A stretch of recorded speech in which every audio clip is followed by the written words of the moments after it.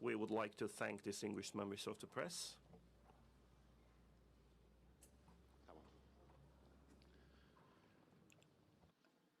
Ladies and gentlemen, it's great to be back here at the Antalya Diplomacy Forum.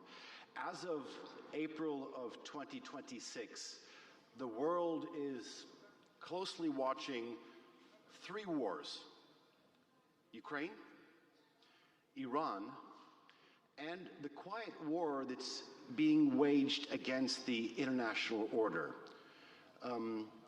And at the center of all these three, whether directly or indirectly, is the distinguished gentleman that I have the honor to share the stage with. He has been Russia's chief diplomat for the past 22 years. He has arrived here from Beijing, and he will leave Antalya and return to a world that looks nothing like the one he inherited back in 2004, but everything like the one he's been predicting for the past 2 decades. Mr. Sergei Lavrov, Your Excellency, welcome back to Antalya.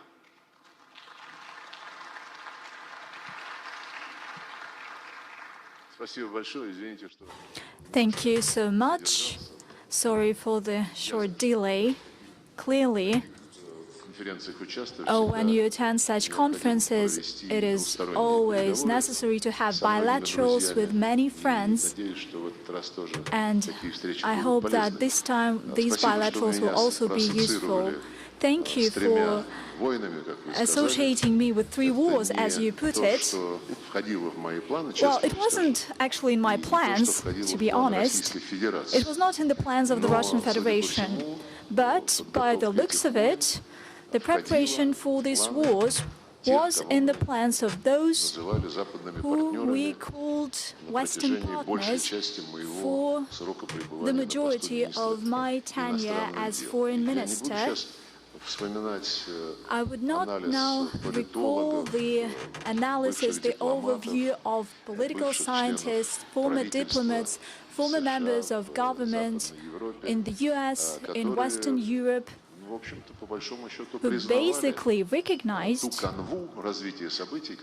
the way the developments unfold and the logic that we outlined when the Soviet Union ceased to exist, and when we realized that we are not taken as equal interlocutors.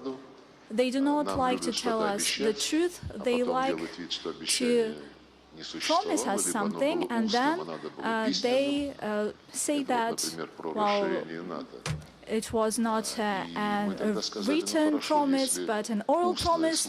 This was the case with NATO extension. And we said, well, okay, if an oral promise doesn't mean anything to you, in Russian tradition, when traders reached an agreement, you just need to shake hands, and it was enough. And any deviation from the arrangement, the shaking of hands, was considered as something that is not decent.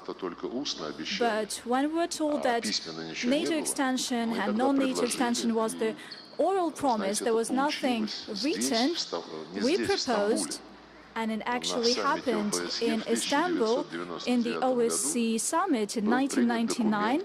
A document was adopted, and it was signed by the heads of state and government, and it stipulated that the security of all countries shall be indivisible. Nobody should strengthen its security at the expense of security of others, and most importantly, not a single country, group of countries or organization in the Euro-Atlantic region shall have the right to claim the preeminent role. And this was as early as 1999, soon after we established the NATO-Russia Council. It's stipulated on paper, and if we understand what we're talking about, and we're all literate people, it's stipulated that NATO shall not dominate, it shall not strengthen its security at the expense of security of others. No, it also has not succeeded. And when we recalled it in the height of the Western campaign to prepare Ukraine for the Western war against Russia in November and in December 2021, when it became all crystal clear, and when our delegations at the level of Defense Ministry met, and heads of intelligence services, and yours truly met with Tony Blinken in Geneva, we outlined, we clarified the initiatives that we once again pitched on behalf of the President, the initiative to establish a relationship that would be on an equal footing, that will build on the indivisible security principle between Russia and NATO. And we proposed a separate document between Russia and the US. And we were told that our proposals to write down that NATO would not extend, it is none of your business, it is the business of NATO per se, and those who want to become NATO members. Therefore, they took back their promises not to expand NATO, because in late 1990s they were oral promises, then they were made written, but then they were told that we will not do that because these obligations, they are political, they're not legal. And we said, okay, let us do legal commitments. Russia and NATO will sign a legally binding document. You know what they told us? They said, unfortunately, the legal security guarantees could be achieved only when you're a NATO member, and that's it. End of discussion. So the developments that we're talking about, they were unfolding way before the Ukrainian crisis, way before the fact when Ukraine turned into a Nazi state. There is not a single country that bans a language, but in Ukraine, the Russian language is protected by the constitution, but they do not care about the constitution. They adopted law banning Russian everywhere, in culture, education, in media outlets, and even in routine life. At the same time, there is a series of law that encourages Nazism. It's not by chance that those European countries support Ukraine, those countries that see the revival of Nazism. To a deep regret, we're talking about such countries as Germany, Finland. The Brits were never far from the philosophy of Nazism, actually. Therefore, indeed, this is the war that is waged by the West. It has been preparing this war carefully against Russia via Ukraine. The war in the Persian Gulf, in my view, there is no ill intention here. I don't think that there were actual plans to destroy the civilization. I believe that this is just a figure of speech. But there were plans to put oil under control, the oil that comes through the Persian Gulf, through the Strait of Hormuz. And before that, there was an operation that you have not mentioned, but it fits into the global processes that are developing right now. I'm talking about the operation in Venezuela. It was told that President Maduro is the leader of the drug barons gang, but once he was abdicated, it turned out that it was all about oil, and there were practical discussions right now between the US and our Venezuelan colleagues that are currently working in Caracas in order to share this oil in one way or another. What we hear and what we see means the decisive role of the US and the model that is being discussed that would define the future of Venezuelan oil. As for Europe, well, until there was the thunderstroke in the Gulf, so to speak, they didn't even think about continuing benefiting from future supplies of Russian gas and Russian oil. Only Viktor Orban and Robert Fico defended their right, and at the end of the day they did that. But in a year, if previous decisions of the European Commission, the group that was never elected but it was appointed by some kind of internal mechanism, they announced that from next year we are shutting down all Russian oil and gas import. After the crisis in the Gulf, they delayed this decision, I believe. However, the point of this policy is still here. They call it to no longer depend on the Russian oil needle, but everybody understands what they start being dependent upon, namely the American LNG and oil from this region. Our American colleagues get additional rights by their assertive policy, and it comes at a greater cost. However, Berlin, Paris, London, and especially Brussels claim, yes, it comes at a great cost, it is not convenient for the prosperity of our citizens, but we should withstand. This is our greater mission, to defend the freedom, the democracy in Ukraine, because Zelensky, in his war against Russia, champions European values. But I have already mentioned these values. The main value of Zelensky during this war is to ban everything Russian, the language, the culture, media, to ban it all. And the second value, which made him famous, is to glorify and legalize Nazism. These are the values that modern Europe has if it claims that Zelensky champions its values. That's what I would like to say about that. As for these three wars,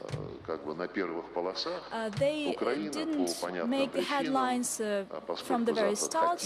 Ukraine, for well-known reasons, since the West tried to play this propaganda card due to our special military operation, although it knew that it was inevitable and it knew it for many years, when it opted for turning Ukraine into a tool to fight against Russia. Nevertheless, they know how to play these propaganda tragedies in order to mobilize and galvanize their population and to mobilize some swing countries. As for the economic standoff, it is nothing new for the modern world.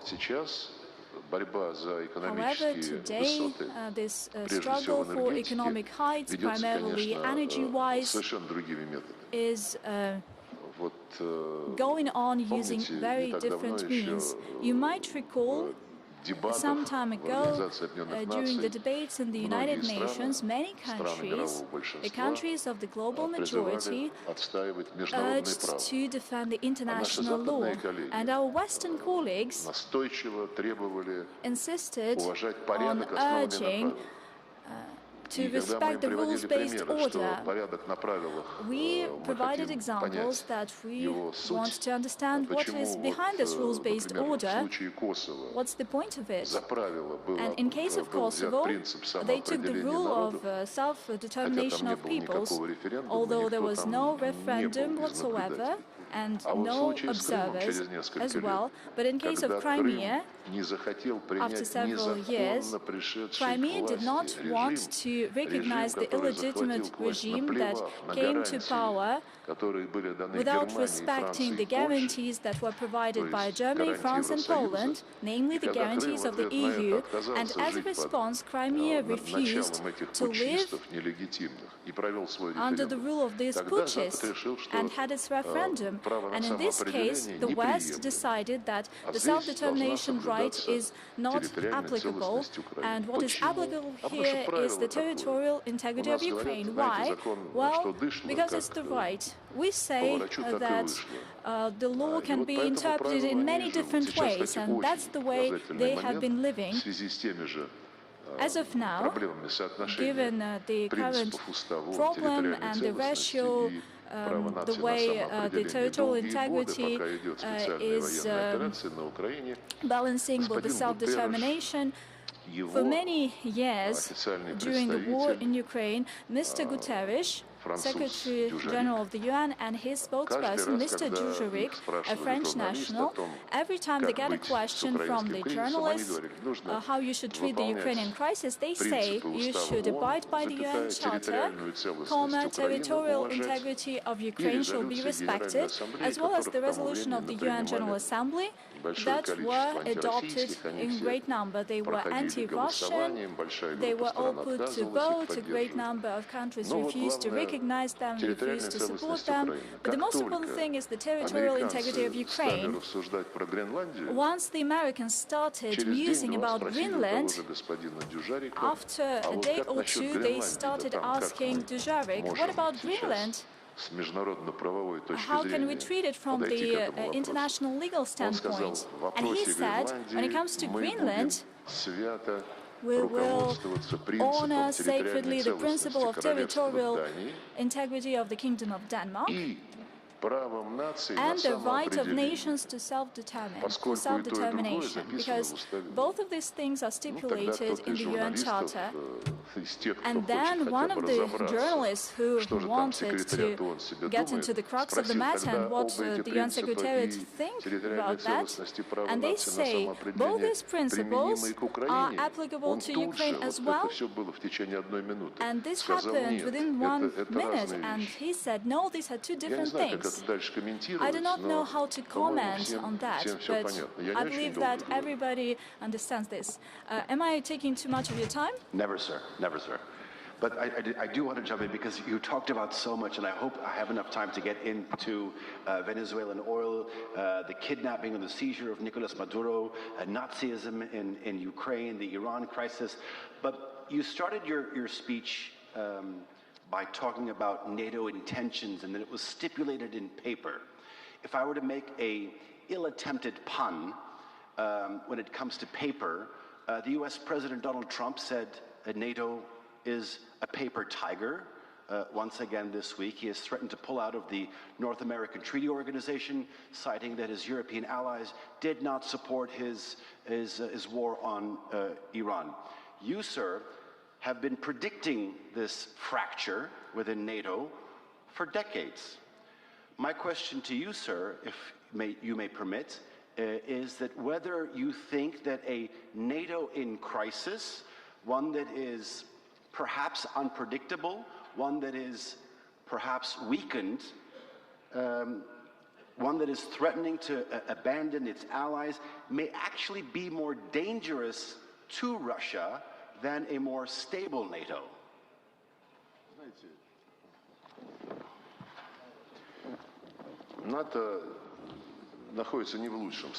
NATO is not in the best of its shape. We can recognize it all, probably. We do not interfere into internal affairs of NATO. We are not running in the territories of NATO member states. Neither our ambassadors or other representatives who, against the current backdrop, come to European countries that are part of NATO. Well, we're not doing any monkey business. The Americans starting under Biden, and they continue this right now, as well as the Europeans. They do that. They come to countries that are neighboring us, these countries that used to be part of our common empire. They used to be part of the Soviet Union. They are current allies of the Russian Federation under a number of treaties in economy, in defense, in security, law enforcement, customs, and so on. We all know that they come to Central Asia. I'm talking about our American colleagues and colleagues from Brussels, from other places that are commonly known part of the Western world. And those who are more polite suggest some projects that are at odds, in contradiction with the models and norms that exist, for instance, in the Eurasian Economic Union or the Commonwealth of Independent States. And those who are not that polite, they simply say, we are ready to give you some extra investment, but you should stop implementing long-term projects with Russia. And they call these projects, and there's the third group. They do not promise anything. They simply say, if you keep signing something new with Russia, we will impose sanctions against you. That's not the way we do it. It's not that because we're not capable of doing it. Well, of course, we do not have that much power. They have much stricter discipline. We don't have such strict discipline with our allies. They do not say yes, sir, or yes, comrade. We do it differently. And it's just that we do not we're not used to pull people by force into some gatherings. We are used to striking a balance of interest. Getting back to your question, in NATO, by the looks of it, the balance of interest was based on one thing. The Americans want to rule everything. Okay, so be it. We're not against that. Let them pay for everything, and we will live in prosperity, and the well-being of our citizens will grow. Russia will provide cheap gas. And this was the framework of their arrangements. But then, for some reasons, the United States decided they spent too much on Europe. And Europe started to forget about their own responsibility in security and defense, and we see what we see. I don't think that there will be some drastically new entity that will be established. If we judge by the people who are currently the leaders of the European countries, especially in Brussels, NATO and the EU, NATO will still remain an aggressive bloc. By the way, they're currently discussing the new models. Apparently, the Americans want to get rid of this burden to fund Europe. After that, they want to strike an agreement with Russia, and then they want to switch to the long-term confrontation with the People's Republic of China. And instead of that, they propose to establish a bloc that would include the European Union, Turkey, by the way, Britain, and Ukraine. You're right.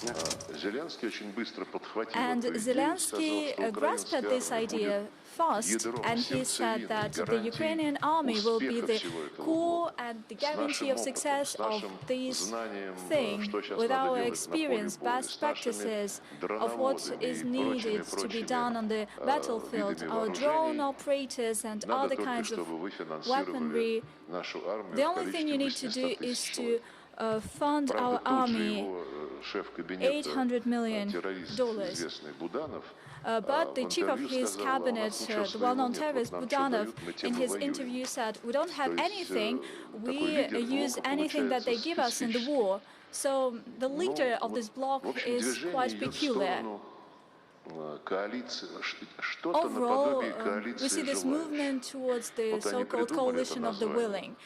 They coined this term, but now they are more like the coalition of the willing that want to pretend to be real, the coalition that wants to present themselves as something real.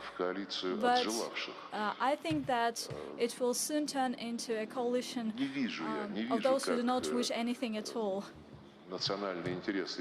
I do not see how the national interests of the EU could be satisfied by imposing purely revanchist and militarized policy. And for the third time throughout the history of humankind, we are seeing it. For the third time, the global threat will stem from Europe. They try by all means to ensure that Ukraine is a trigger of this global threat. The President has repeatedly stated we have something to respond, although somebody tries to make jokes that Russia is promising something. However, the West is crossing new red lines. Currently, the Baltic states are providing their airspace. Poland is doing that so that Ukrainian drones, or the drones that were provided to Ukraine by some NATO members, so that they could attack the Russian Federation. And this choir of voices that you shouldn't be scared of Russia, probably somebody calls Russia a paper tiger, as Trump described NATO, but I would warn you against these parallels.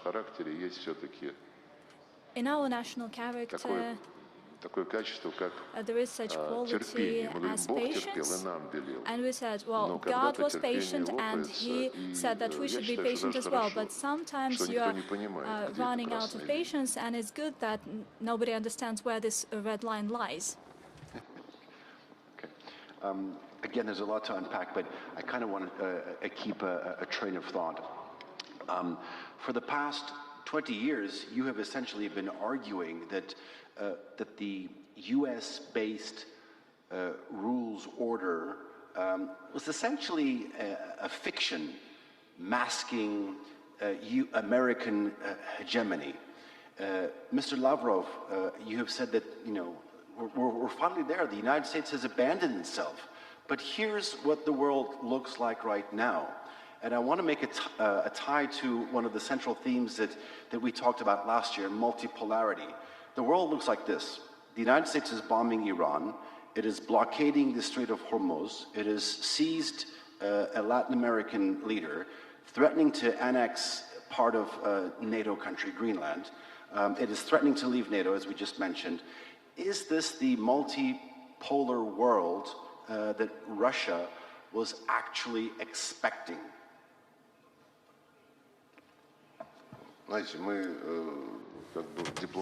You know, we're diplomats, politicians, and we should not be guided by expectations, we should be guided by the realities that we have at a certain point in time. Indeed, when it comes to the rules-based order, besides this motto, there was never this rules-based order.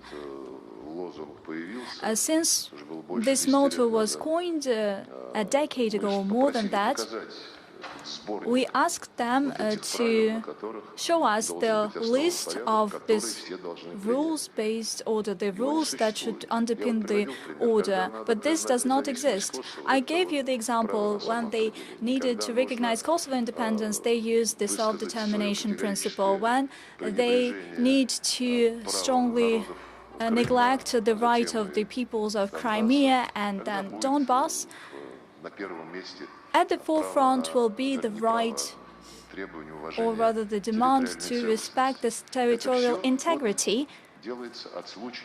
And this is made on an ad hoc basis.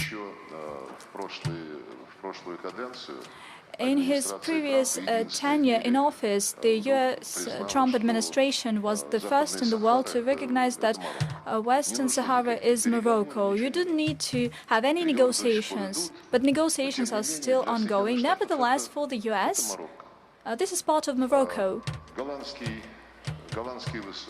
The Golan Heights.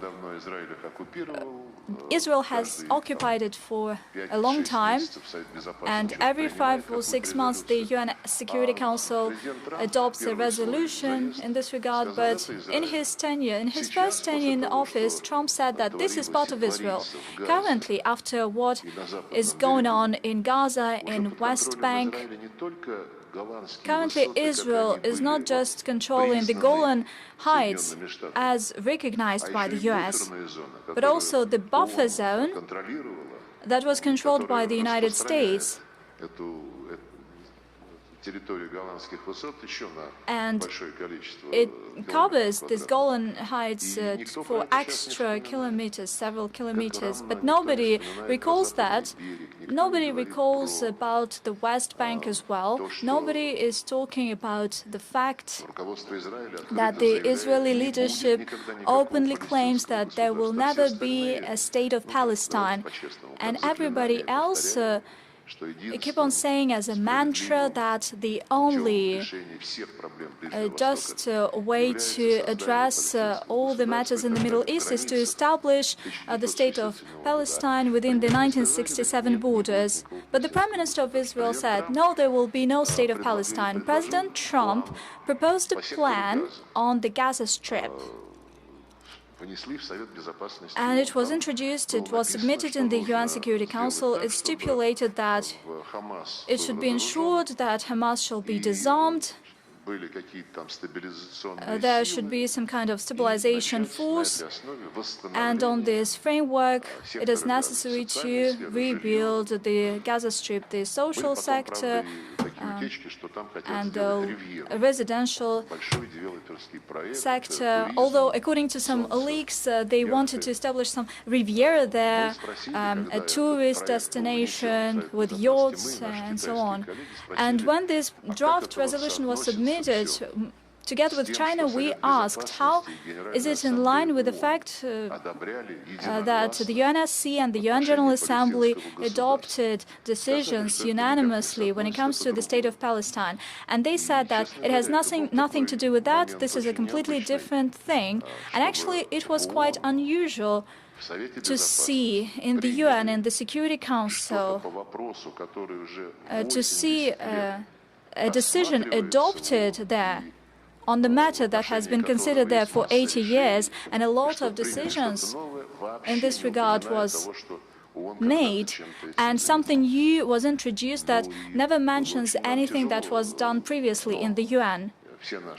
It was quite hard, but all our colleagues, the Palestinians and the majority of Arab countries, really asked us not to block this resolution. And together with colleagues from China, we abstained from that.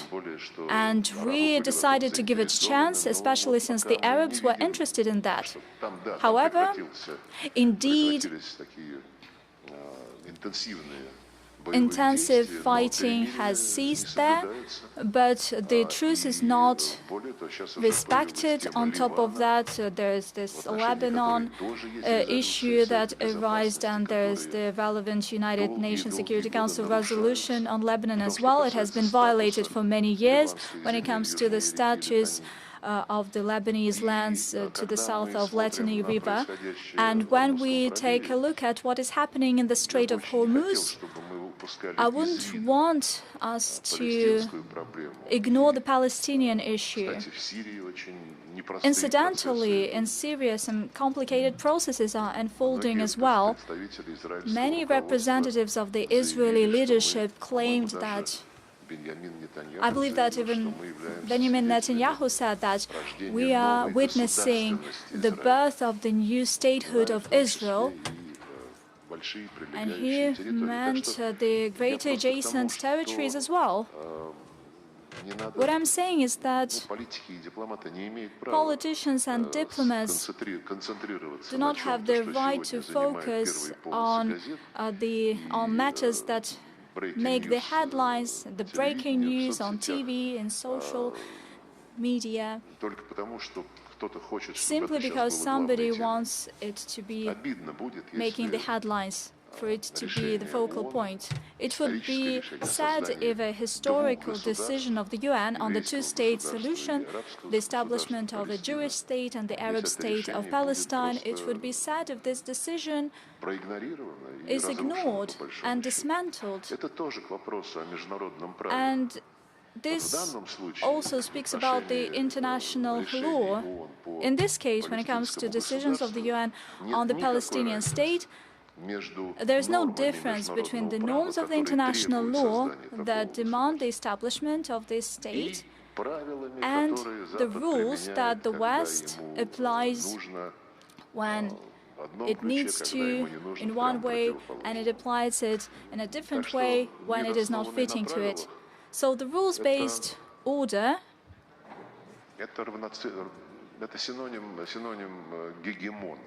is synonymous to a hegemon or the universal emperor. How does it meet the expectations from the multipolar world, as you put it?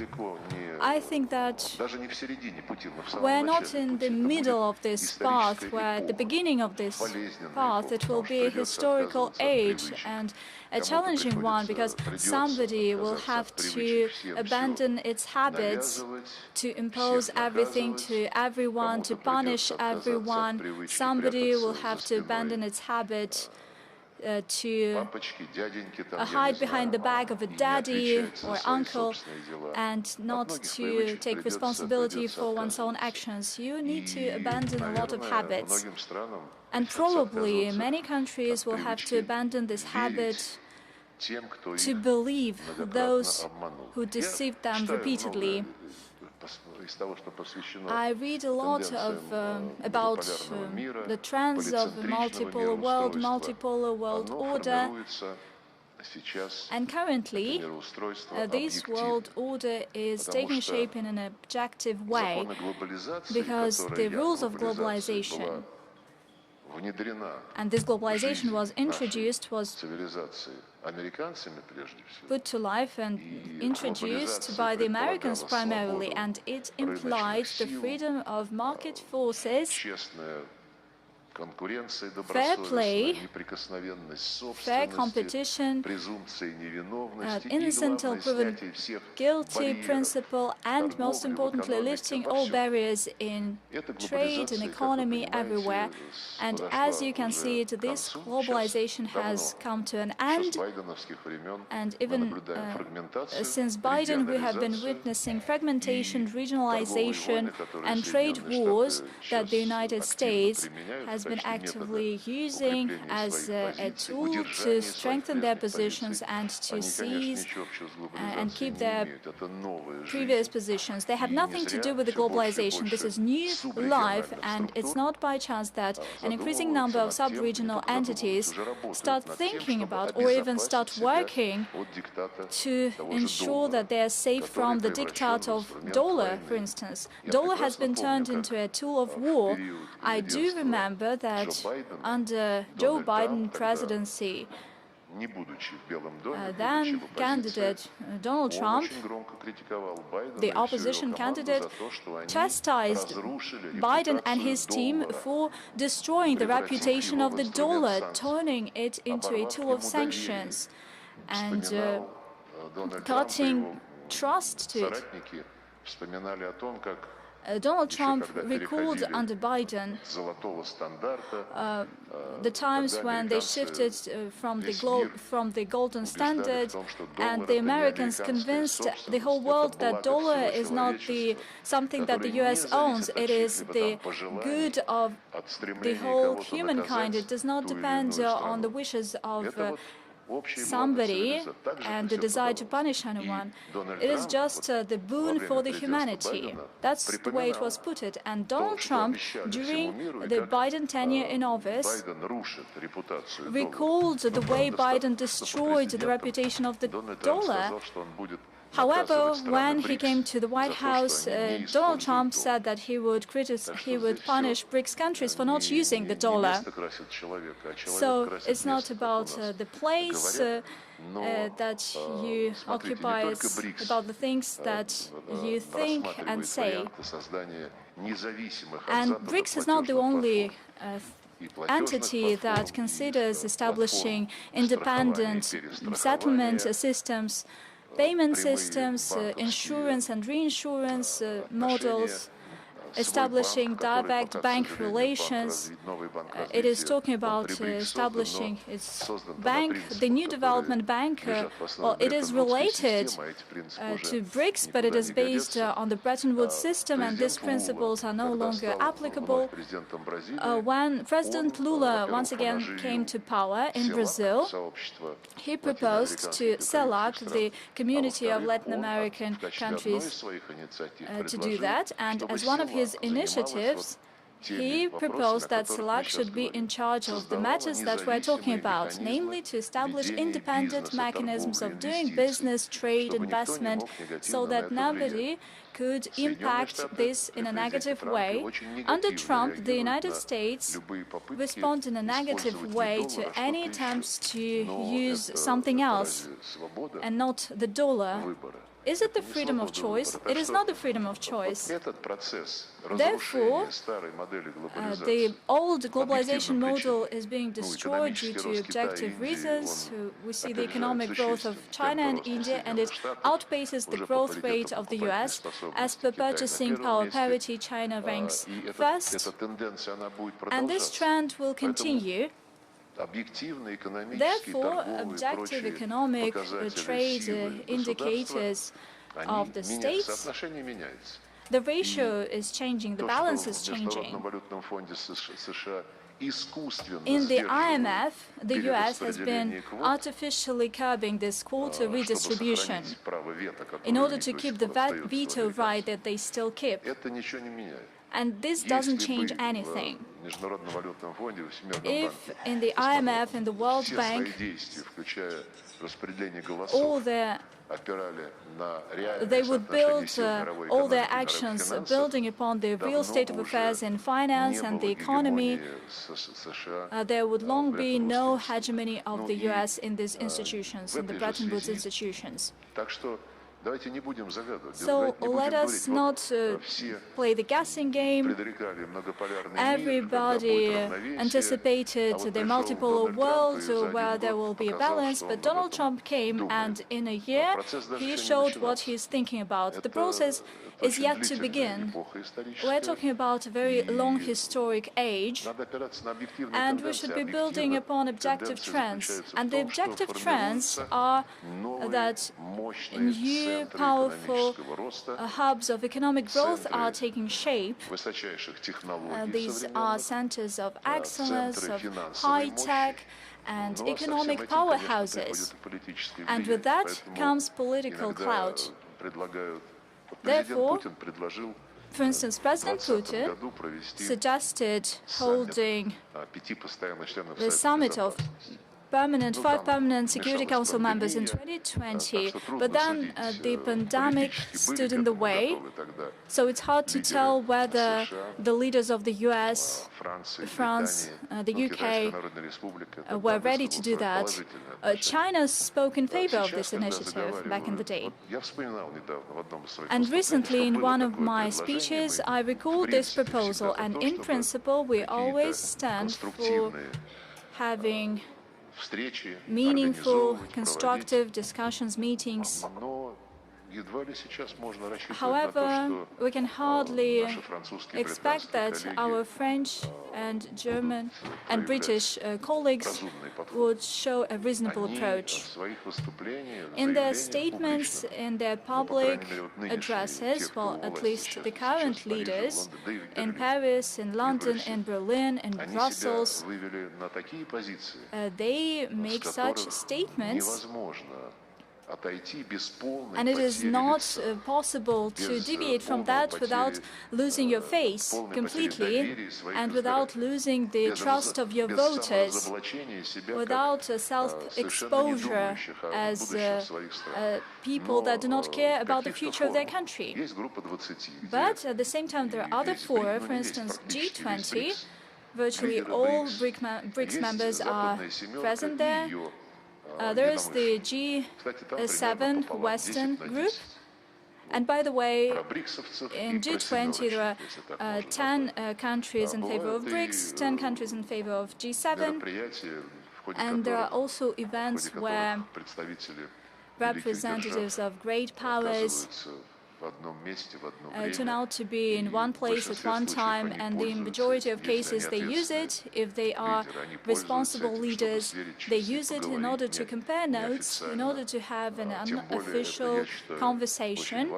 Especially, I believe it is important at a time when everything changes overnight. Therefore, all the developments that we're witnessing currently, well, somebody says, actually, this is World War III. It's just that we do not understand that currently that's the way the global wars go. But it's not up for us to judge, it's up for historians.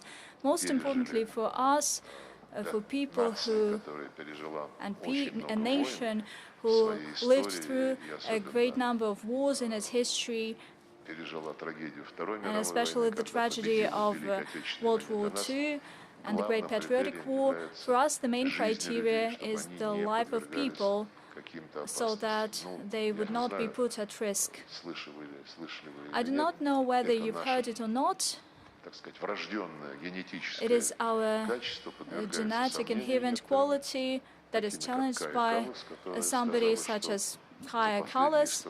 She said that over the past 100 years, Russia attacked various countries 19 times, and it attacked several countries several times. And she added, let alone Africa. That is without counting Africa. Actually, I'm pretty calm when there are such people in European countries. We still have hope that the peoples of the European countries that are historically civilized, educated people, they would know the value of such leaders. And when such leaders claim to be at the head of a pole in a multipolar world, I believe that they will see their merit. Again, sir, there's a lot to unpack, and I'm hoping that I can frame my next question, which can include a lot of the themes that you mentioned. You mentioned the United States using the dollar as a tool of war. You mentioned BRICS, China, even Europe. Here's what comes to mind. In light of your latest trip in Beijing, I believe the annual trade between the Russian Federation and the People's Republic of China exceeds $200 billion. And I'm sorry that I have to express it in dollars because that's the figure that I came across with. You export a big majority of your crude oil to China. While you were in China, you said that Russia was in a position to fill in the energy gap. You buy components from China to support your defense industry. You settle in yuan. I understand the strategic relationship, but I'm wondering if this borders on economic dependency, and perhaps how this relationship that you have with China is different than the one in terms of structure, how it differs from Europe, which you spent many years criticizing and saying it was a trap.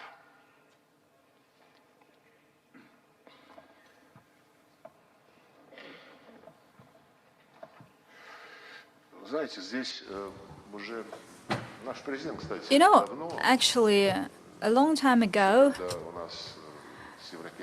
when we used to have structured and active relations with the EU, President Putin touched upon this matter when there were voices in the West that there are pipelines via Ukraine, and they started building Turk Stream, Blue Stream, Nord Streams, and allegedly Europe is starting being dependent on the Russian gas. And President Putin was asked a question, and he said, well, aren't you concerned that we are increasing our dependence on Europe? When we build a pipeline, it's not a gas tanker that you can send to any part of the globe, depending on the prices. We're talking about pipelines, and we're talking about long-term pricing. we do not depend less on buyers than the buyers depend on suppliers. And unfortunately, as it proved with the blows of the Nord Stream 1 and 2, people simply came and said that we do not want you to purchase Russian oil, we'll give our own gas. So it's challenging, it's a complex question, who depends on whom. The same goes for long-term contracts.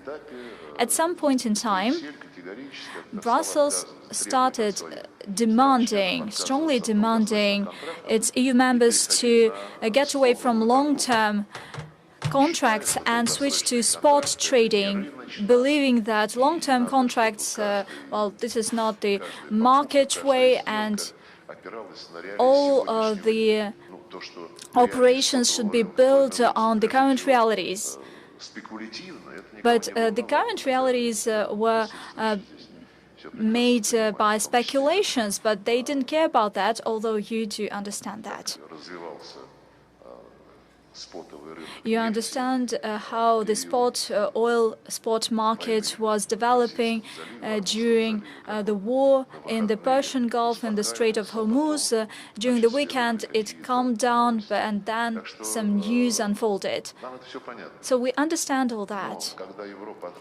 But when Europe abandoned long-term contracts, Europe started suffering.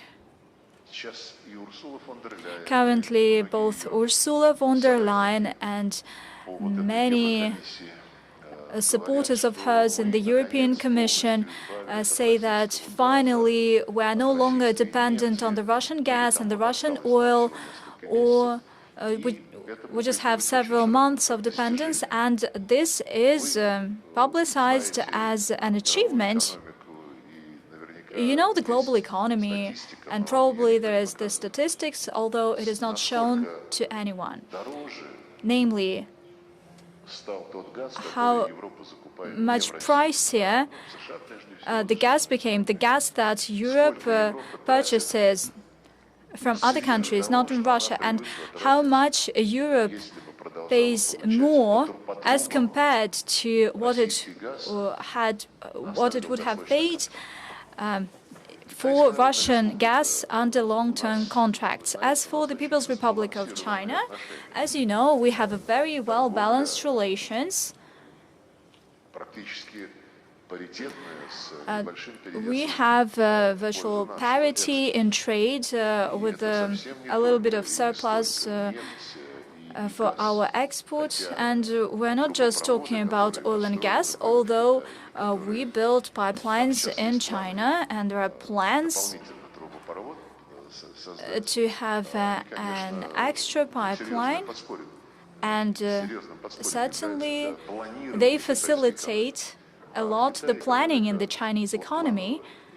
The Chinese economy is a planned one. It is built on plans, and it is important for them to know the price of oil in several years. So, unlike the Europeans, long-term contracts are a priority for Chinese. Indeed, we depend on supplies, but we're interested in these supplies. It is more beneficial for us to send gas to China from Siberia. The prices are good, and the buyer is credible. There are no disruptions whatsoever, and there will be no disruptions in our supplies as well. But besides purely energy, oil and gas sector, we enjoy various types of cooperation with China on nuclear energy and high-tech, outer space, many other things. Therefore, I do not see here any unilateral dependence.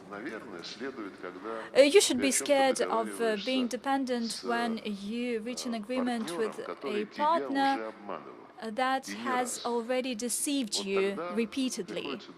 In this case, you need to think twice. We have not had such cases in modern history of relations with China. The diplomacy of leaders is at the highest level, I believe, and during my trip to Beijing and during the meeting with President Xi, he reaffirmed such a commitment, and I conveyed to him the same mood of President Putin. They asked us, there are some political scientists who say, why don't you make a military agreement with China, because it is all going down to war. And we answered to them, our relations are building upon a document that was endorsed and signed by the leaders of China and Russia, stating that our relations are higher, deeper, more reliable than classical military alliances. We can muse about this for a long time, we can cite various examples, but this is exactly the feeling that is felt by Chinese and Russians at the people-to-people contacts and as well as at the level of leaders.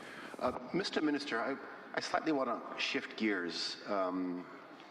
And 6 days ago, Viktor Orban lost his re-election campaign in Hungary, and arguably Russia's most reliable advocate within the European Union. His successor, Mr. Magyar, has said that he was ready to unblock a 90 billion euro aid package to Ukraine. What is the Russian approach to this, the mindset, and your evaluation of Russia losing its most effective veto, I think it's a fair way of putting it, within Europe? Я бы здесь тоже не переоценивал. I wouldn't overestimate the developments that unfolded in Hungary that might take place during election in other European countries. Viktor Orban has repeatedly highlighted himself, and we agree with him. He was accused of being a pro-Russian politician, but he said that he is a pro-Hungarian politician. And there was a wave of accusations of any leader being a pro-Russian leader. But all these accusations have one purpose in mind, namely to hide the deep contradictions that exist and that are fueled between the national governments of the EU countries that were elected by their people on the one hand, and the bureaucracy that is sitting in Brussels and that came to power not as a result of an election, but as a result of a trade-off. Everybody gathers. Well, just like in Britain, Prime Minister could go, could resign, and they will decide who will be the next Prime Minister in a closed room. We know from the Soviet times, from the Tsar times, that any bureaucracy can replicate itself, it can expand itself. Take, for instance, the National Development Agency of the US, and the Trump administration came to the White House a year ago, and it found out about that.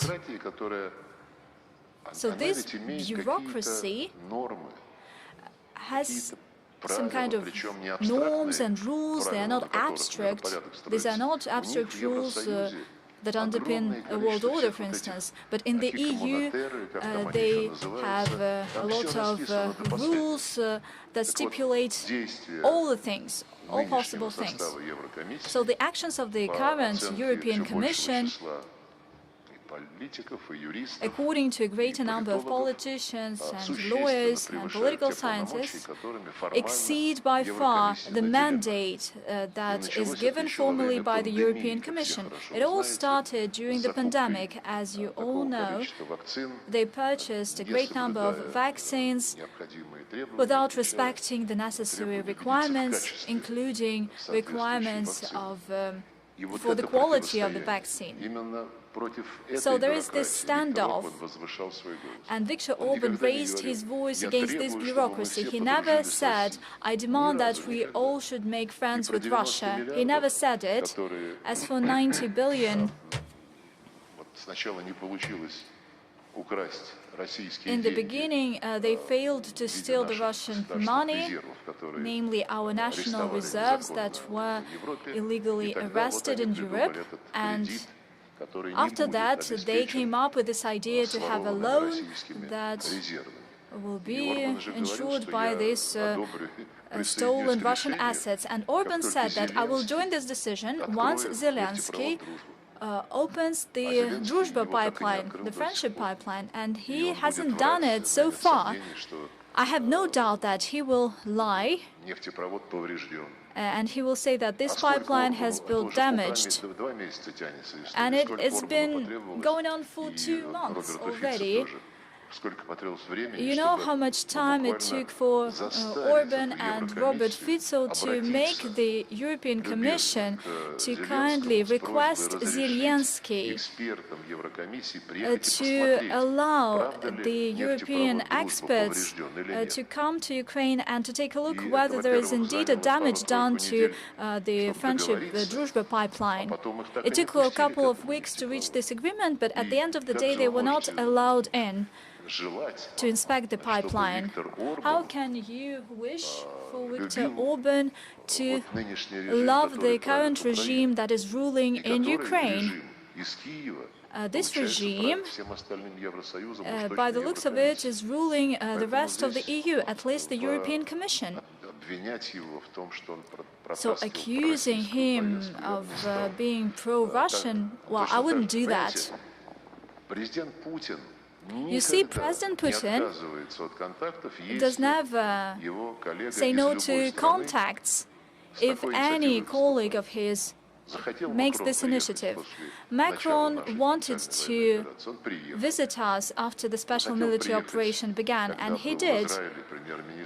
Former Israeli Prime Minister wanted to come to Russia, Bennett, and he did come, and he had a very interesting idea. Then he took it to Kiev, and unlike Moscow, Kiev rejected this idea and turned it down. Many other leaders came to us, Orban, Fico. We never abandon this, we never say no to this. But this doesn't mean that a person who believes that it is normal for a leader of a country, big or small, to talk with his counterparts, that he should become some kind of an outcast. You see, we have a lot of differences with the current US administration, especially when it comes to practical matters. I'm talking about sanctions. They were never lifted. They were introduced under Biden. The diplomatic property was not returned. And our companies even face new sanctions. Lukoil and Rosneft, as you know, these sanctions were introduced by the Trump administration. And they do not hide that the goal is to ensure the dominance of the US in the global energy markets. Add to it Venezuela and these attempts in the Gulf. And by the way, there are talks that the American companies want to buy the part of the Turk Stream that is owned by the Europeans, that they want to buy the transit pipeline via Ukrainian territory. So they have set this goal of energy dominance. Nevertheless, I think that, well, there's a discussion that is long overdue on how the Americans see the future of our economic relations, because they always say we will deal with Ukraine, and after that we'll have boundless room for win-win interaction. But at the same time, unlike Biden, who banned any contacts whatsoever, and he started demanding that everybody else should isolate Russia as well. Once he got back to the White House, Trump spoke in favor of a dialogue.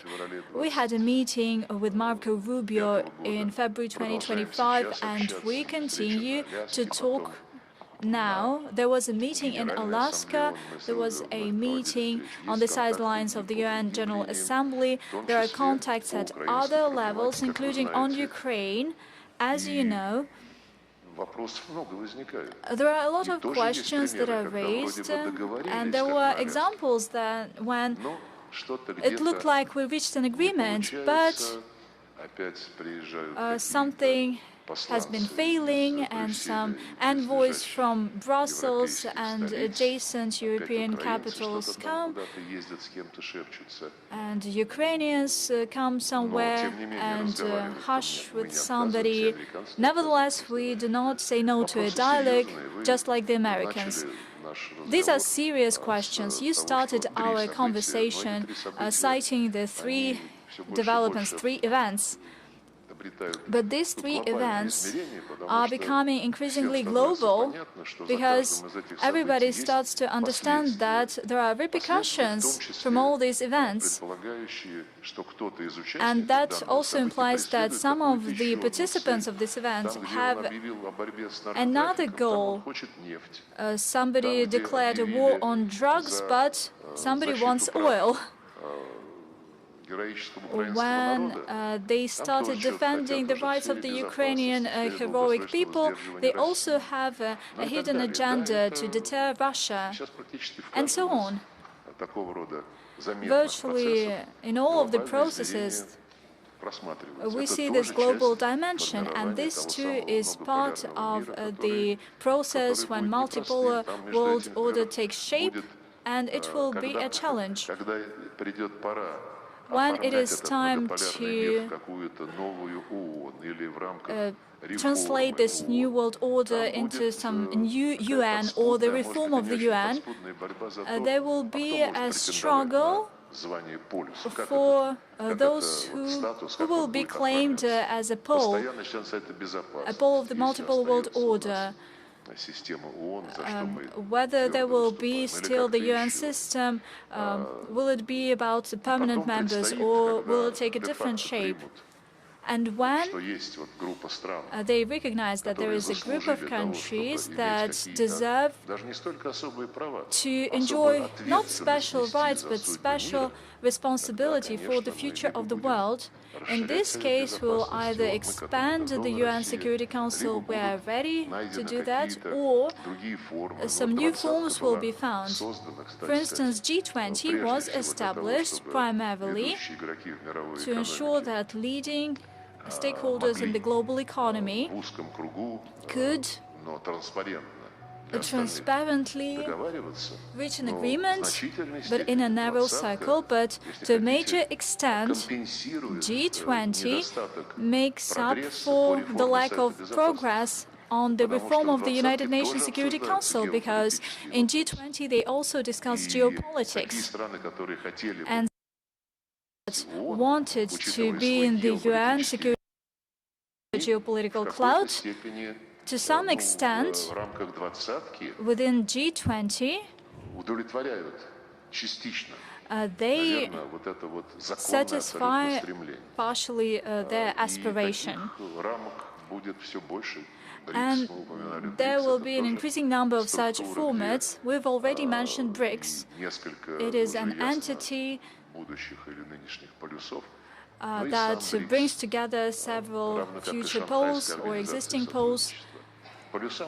And the BRICS itself could be a pole. just like the Shanghai Cooperation Organization. The poles could be national and supranational. It will all depend on the real situation in economy, policy, politics, and security.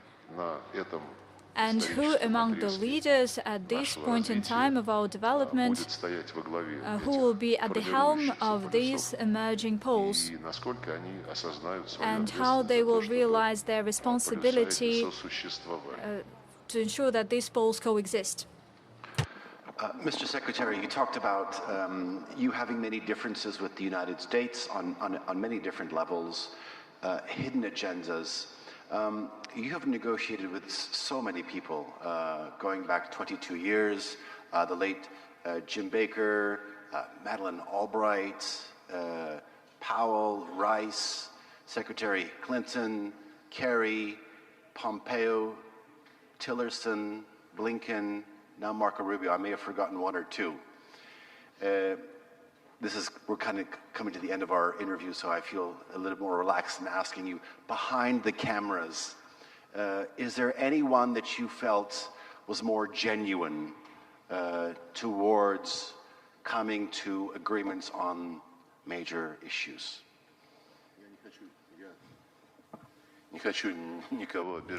I do not want to offend anyone. I always treated all my colleagues with great respect, not only from the United States, but also from other countries as well. Although there are colleagues whose names I even do not know, because out of inherent politeness, you would send a congratulatory message to a new minister. I congratulate you and wish you success, but they even do not respond. But this is the new generation, the generation of the willing. As for the politicians that you've mentioned, virtually with all of them, I enjoyed trust-based relations, honest relations. We could fight in public at the Security Council, for instance, but afterwards, in a professional way, we could find ways out in a professional way. I believe that in 1995, I just came to New York, and Madeleine Albright was the permanent representative, and there was an incident. It had to do with the illegal flight of a small flight from Florida to Cuba, a small aircraft, and it was downed by the Cubans. And it was deep into the night in Moscow. The Americans demanded an emergency session of the United Nations Security Council. And I didn't dare wake anybody up in Moscow. We had a brief exchange of statements. As usually, there was a break in the United Nations Security Council, and together with Madeleine Albright, we agreed upon 2 paragraphs. And at the end of the day, both Moscow, Washington, and Havana were happy with these paragraphs. I value such moments, let alone the fact that China did not buy the Waldorf Astoria hotel, and it was owned by the Americans, and Madeleine Albright occupied half of a big floor, and they had receptions there. And I had really fond memories of that. She always invited me to the library, and there was an ashtray and cigars, and she said, "I know that you are smoking, please help yourself." And you know, this is a human touch. Although back in the day it was banned to smoke in public places. Well, if we're talking about our achievements, I would mention John Kerry. It is a person, and if we take an average, I had twice as many contacts as with any other counterpart. When there was the discussion on the Iranian nuclear program, месяца по два жил в Женеве. He used to live in Geneva for 2 months, визиты в разные страны. and he paid visits to various countries from Geneva. Он всегда пытался He максимально always докопаться до деталей, tried to поэтому get into the разговоры crux of the matter. были не короткие, я так скажу. Therefore, the Так вот, из conversations were not достижений, то, short, что мы I would say. вдвоем участвовали, ну, правда, And if we talk about я our не могу achievements, претендовать на решающую роль, но I cannot claim any я был в той самой dominating семерке, role here, but I was шестерка among плюс Иран, the 7 постоянных членов representatives, Совета 6 Безопасности, plus Германия, Iran, Иран. 5 permanent Договоренность Security Council 2015 members, года по Germany and иранской ядерной Iran, программе. and we reached an Это agreement было in 2015 on the Iranian nuclear program. Заметно. And до it этого, was quite an outstanding event. Before в that, 2011 году была in сирийская 2011, весна, there was the Syrian в Spring. 2015 In году тоже, 2015, когда too, президент Путин when ездил на President Генеральную Putin Ассамблею ООН, у went них там to the собрали. United Nations General Была Assembly, короткая встреча, and и they нам had a с brief Джоном Керри было meeting поручено with решить Obama, проблему and с together with John химическим Kerry, we оружием в were Сирии, помочь решить instructed проблему. to help address the matter with the Syrian chemical weapons. And back then, we ensured that the Syrian Arab Republic joined the OPCW.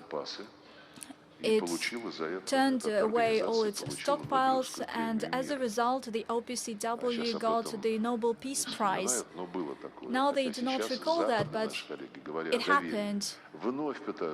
Although, talking about trust, Western colleagues try to get back to the story and to prove that Assad didn't give everything in, and he's a bad guy, and it's a good thing that he was ousted. I do not know why they do that, but this process is ongoing. When it comes to the Syrian settlement, besides the chemical part, together with John Kerry and other ministers of the P5 member states, we adopted quite a number of good documents. On top of that, we even dealt with Ukraine with him. When there was a coup in February 2014, despite all the guarantees by France, Germany, Poland, somewhere in April, before the election in Ukraine, he proposed to meet in Geneva, and this meeting also engaged a lady, the Brit, well, currently this post is occupied by Kaja Kallas, Cathy Ashton. I'm talking about Cathy Ashton. And there was Andrei Deshitsa, who was an acting foreign minister in the putschist government in Ukraine. And actually, we gave a chance to ourselves to put something on paper. And up until now, we have this document that was agreed upon by all the 4 participants, the Americans, the EU, and Andrei Deshitsa. And it stipulated that we all welcome the movement of Ukraine towards the federalization, building upon a dialogue with the equal participation of all regions of Ukraine.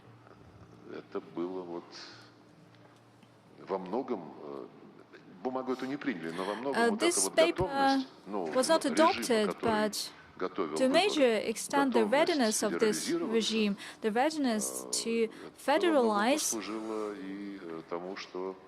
it helped the fact that the population, our population, was quite positive about the result of the election in 2014 in Ukraine. Therefore, there were a lot of interesting things. I wouldn't highlight somebody as the one who is more close to me or not that close to me. Everybody had their own peculiarities. Amazing. Really enjoyed listening to your anecdotes, sir. Maybe we get a couple of questions from the audience before we come to the end of this session. Olga? We'll get you a microphone. Спасибо. Добрый день, Ольга Асачья, специальный корреспондент телеканала УНТ «Беларусь». Сергей Викторович, в архитектуре европейской безопасности об этом достаточно часто говорят и в рамках нынешнего форума. Вот, казалось бы, уже несущие конструкции будут шататься, но к опыту тех, у кого есть признанные достижения в миротворческом зодчестве, особенно And the President of Belarus, Mr. Lukashenko, clearly outlined the position of our country. Belarus does not impose itself, but it is ready to participate in the processes that seek to achieve peace. Therefore, Mr. Lavrov, could you share your opinion regarding the prospects and opportunities of our country in such peacekeeping efforts and the role of Belarus overall in shaping the European security architecture? Thank you. The architecture of European security has been dismantled. Up until recently, it has been associated with the Organization for Security and Cooperation in Europe, the European Union and NATO, the North Atlantic Alliance.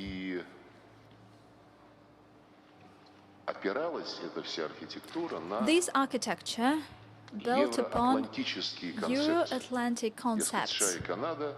Allegedly, the US and Canada are part of our architecture. The EU allegedly was a special non-Atlantic, non-Euro-Atlantic stakeholder, but it became a Euro-Atlantic because it signed several agreements with NATO that basically subdue the EU to NATO, stating that it is ready to implement all its instructions. Currently, maybe something will change given the way the Americans treat NATO. Probably the EU would count on its own resources when the Americans make them spend 5% of GDP on defense, but still it will engage the UK, hence we're talking about the Euro-Atlantic region and not Europe.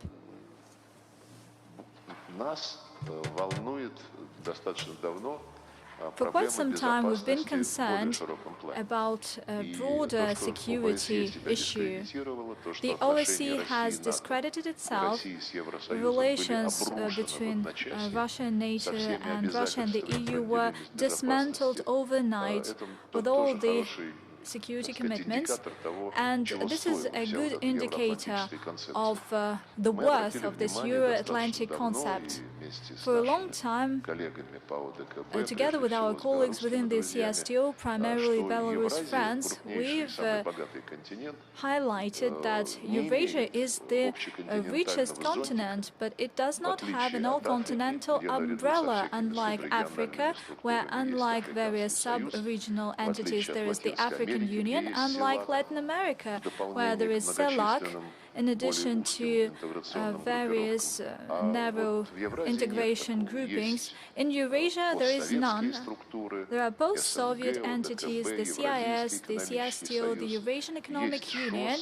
There is the ASEO, there is ASEAN, and the Gulf Cooperation Council as well. There is this integration project under Indian leadership in South Asia.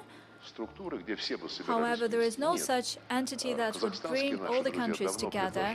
Our friends from Kazakhstan proposed to have the confidence and building measures meeting in Asia, but it is not all-continental. The membership is not quite comprehensive there.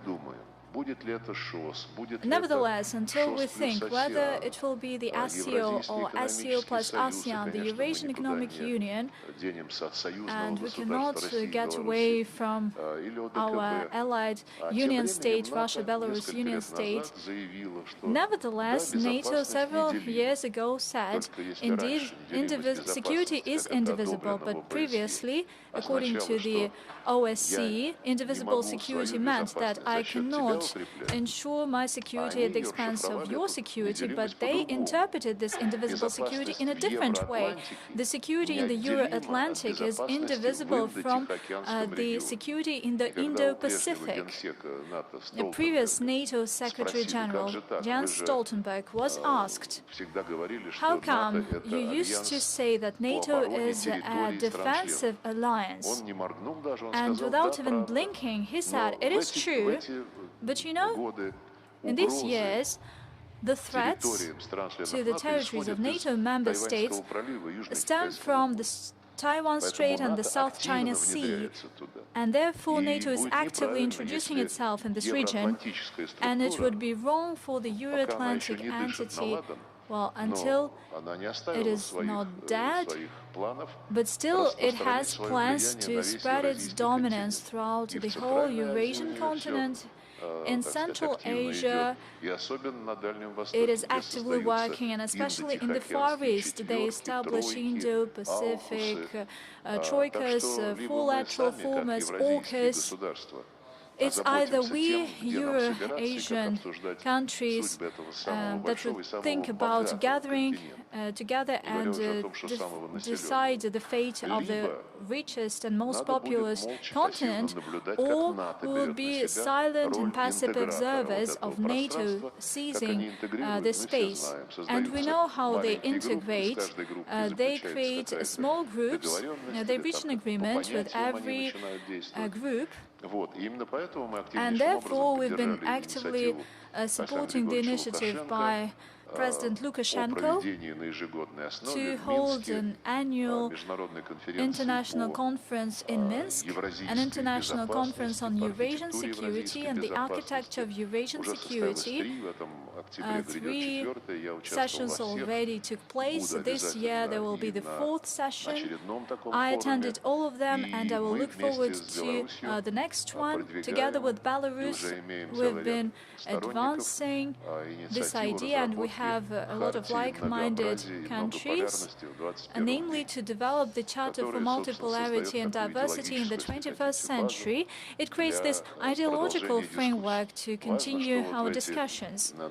It is important that during these conferences that took place 3 times in Minsk, the Conference on Eurasian Security, representatives from Hungary, Slovakia, Serbia came, and I believe that the number of these countries will grow regardless of the fact who wins or loses election in an EU country. Pragmatic politicians will understand the added value from participating in this kind of discussions. That's my way of answering your question. Thank you, Olga. I think we'll take one question from local media. Gökhan Bey, siz alabiliriz. Уважаемый Sergei Viktorovich,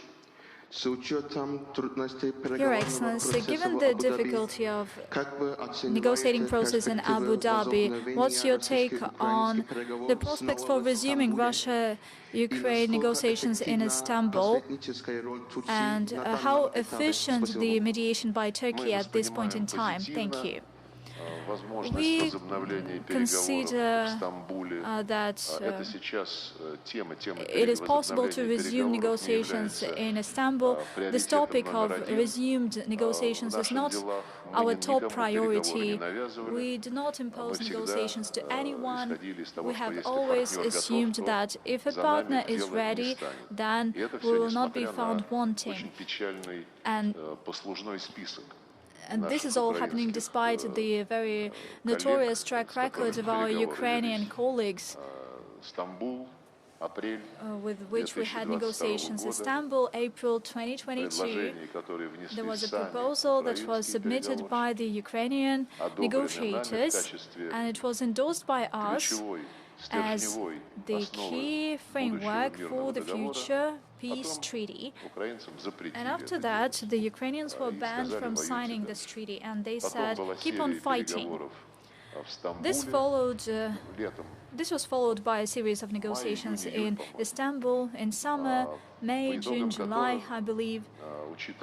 And following these negotiations, and given that Ukrainians complained about a low level of negotiators, and they complained that we only discuss humanitarian affairs, exchange of POWs and bodies, we do not discuss anything meaningful, and we left this latest meeting in Istanbul with a proposal to Ukrainians. First, to increase significantly the level of delegations, heads of delegation, and they know what we were talking about, and to establish 3 negotiating groups under the Istanbul process. A group on humanitarian matters, on military matters, and on political matters. What more specific do you want, especially since they complained about this short agenda that does not include political and military issues? They waited till November and then they said that they were not interested in that. They are always ready to present their position as open-hearted guys that are ready to do anything. But take a look at the statements by Zelensky, his multiple personal insults that nobody seems to care about, and the substantive statements. And his substantive statements say that they will not give up anything. There are parts of the territory that became part of Russia following a referendum, and Zelensky would not recognize that as Russian parts. Ukrainians will die, but this will remain part of Ukraine, according to him. Maybe some of his puppet masters should tell him that that's not the way to improve his reputation and his credibility, especially since, well, I do not know, it will not take much of your time, but I found specific quotes, what this man said on matters that are in the center of our problems. And he said it as early as 2014 in summer, after the beginning of the special military operation. And he said, and I quote, "Russia and Ukraine are fraternal peoples." It was in summer 2014 after Crimea. Russia and Ukraine are fraternal peoples, one blood with common history. If people in the east of Ukraine want to speak Russian, let them do that and give them the legal grounds to do that. Since then, there were interviews of Zelensky and that he made before the special military operation, and he called Russians as species, not humans, and he publicly said that if somebody lives in Ukraine and feels that he belongs to the Russian culture for the future of their grandchildren and children, they should go to Russia. And now he demands only one thing: to stop at the line of contact, not to change anything, be it as it is, despite everything that is going on to everyone right now. And it will not be the Russian part, it will be the occupied territory, and for that he demands security guarantees from the West, including staffing 800,000 prone army of Ukraine. Starmer and Macron already say that in the territory that will be left in Ukraine after the war, some international forces should be deployed, and Starmer said that there should be international military bases in Ukraine. Hence, we have two conclusions. Europe, following Zelensky, sees in this security guarantees only one thing: or are the two things. First, to keep this Nazi regime and in power. Second, and to keep it in order to continue to mount physical, material, military threats against the Russian Federation.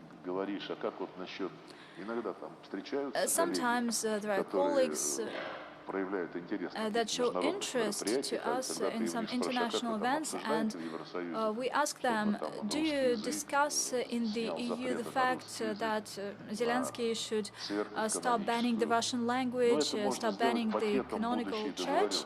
Well, it can be made as part of a future agreement. What kind of package are you talking about? All the documents, starting with the UN Charter, stipulates that everybody shall respect human rights, including linguistic and religious rights. This should not be the bargaining chip.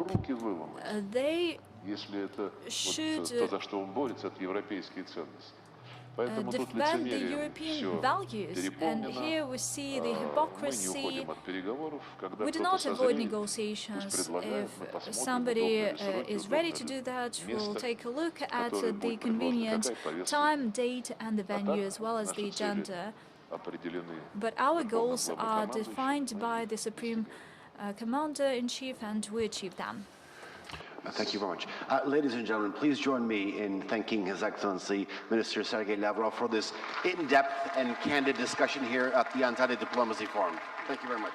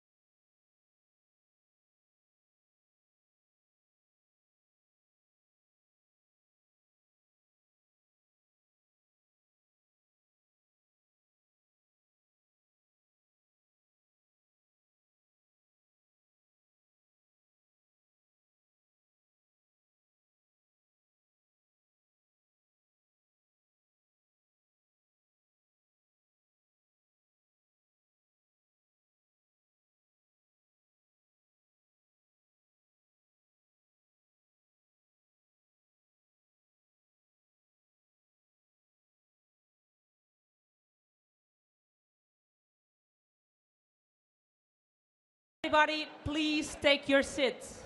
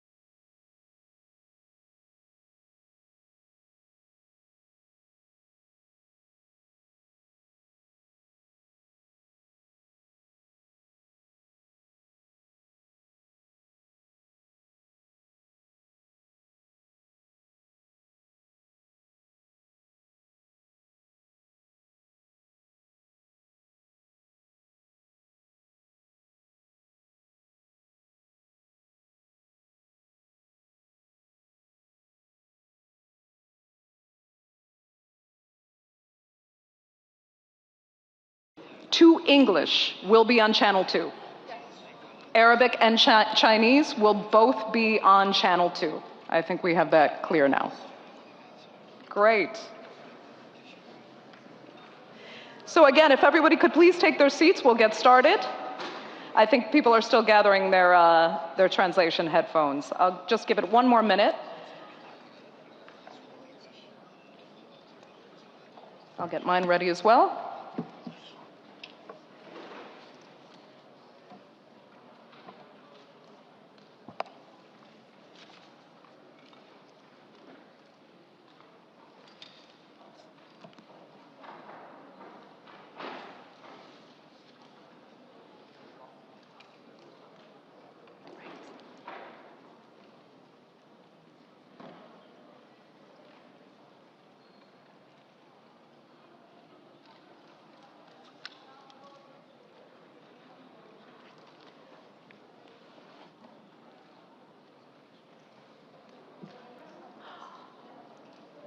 Okay, before we get too far behind schedule, I think I'd like to get started. So I will give a brief introduction to this afternoon panel, the Middle East in Global Politics.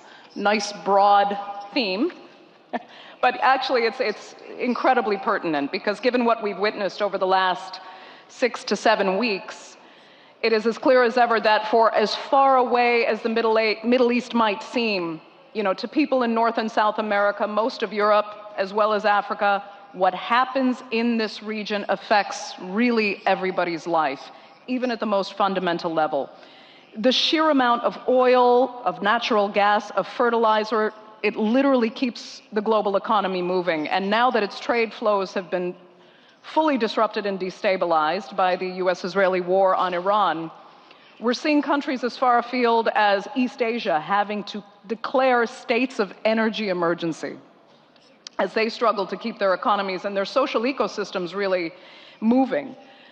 Now, somehow, in the middle of all this chaos, the Trump administration said it's still ushering in a golden age of the Middle East, which is incredibly hard to reconcile with what we're seeing now, as well as the fact that this action by the United States and Israel seems to be fundamentally changing the global world order, as even their strongest allies are now seeking to find ways to maneuver around the United States rather than work with the United States. So, via this panel, we'll look at where the Middle East stands now in global politics and where it might stand in whatever new world order emerges. So let me now introduce my very esteemed panelists. Yusuf Al-Dubey is the Assistant Secretary General for Political Affairs at the Organization of Islamic Cooperation. Zhang Ming is the former Secretary General of the Shanghai Cooperation Organization, as well as the former Chinese Deputy Foreign Minister for the Middle East. And Luigi Di Maio is the Special Representative for the Gulf region for the European Union. So glad all three of you are with me, and I really couldn't ask for better voices on this topic. So let me start here with Yusuf. The Middle East is obviously not a monolith. It's actually, sadly, some might say, terribly divided at times, even while a huge majority share a common religion. So even while Iran targets its Gulf neighbors, its Gulf allies of the United States, is there a chance that some sort of unity could arise from the chaos that we're seeing now, the chaos of this war on Iran?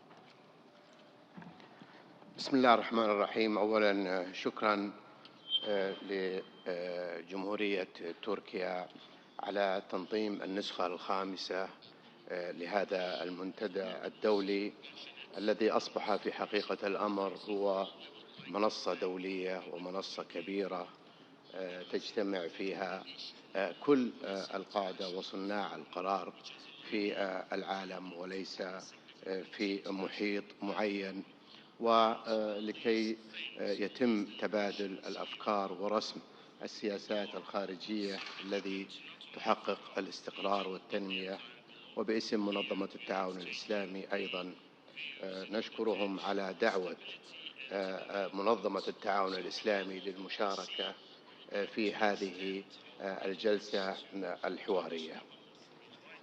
منظمة التعاون الإسلامي كما تعلمون هي ثاني أكبر منظمة دولية بعد الأمم المتحدة، وتضم 57 دولة من 4 قارات في العالم، وتنطلق هذه الأهمية من المكونات الجغرافية التي تحظى بها هذه المنظمة، ومن ضمنها كتلة الشرق الأوسط بما فيها إيران ودول مجلس التعاون والدول العربية وأيضا دول أفريقية وخلافه.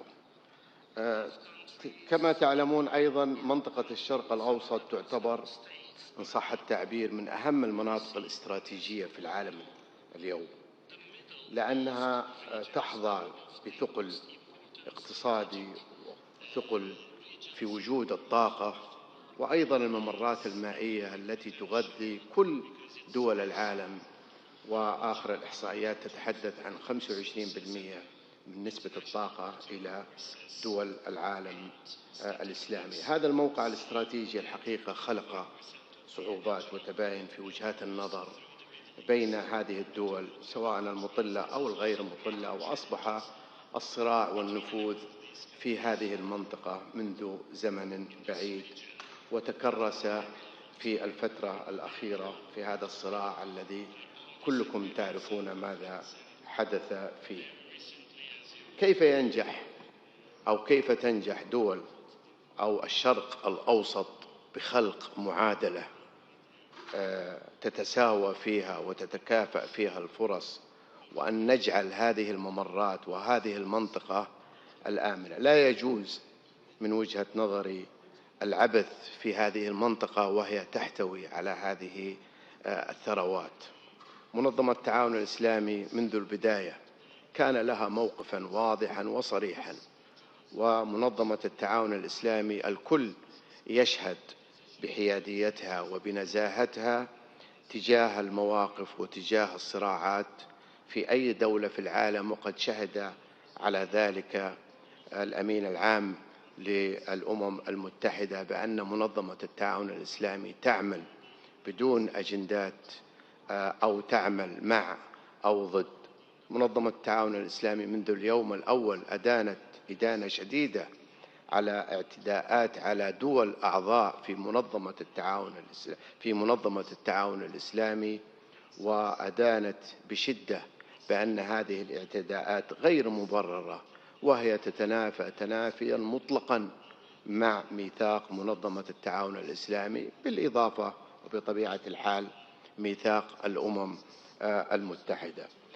لا شك أن التواصل والثقة وإقامة التعاون بين جميع الأطراف، لا سيما إذا كنا نتحدث عن دول تجمعهم مظلة واحدة ويجمعهم إقليم واحد ويجمعهم دين واحد إن صح التعبير، أن تتصارع على نفوذ ليس في محله.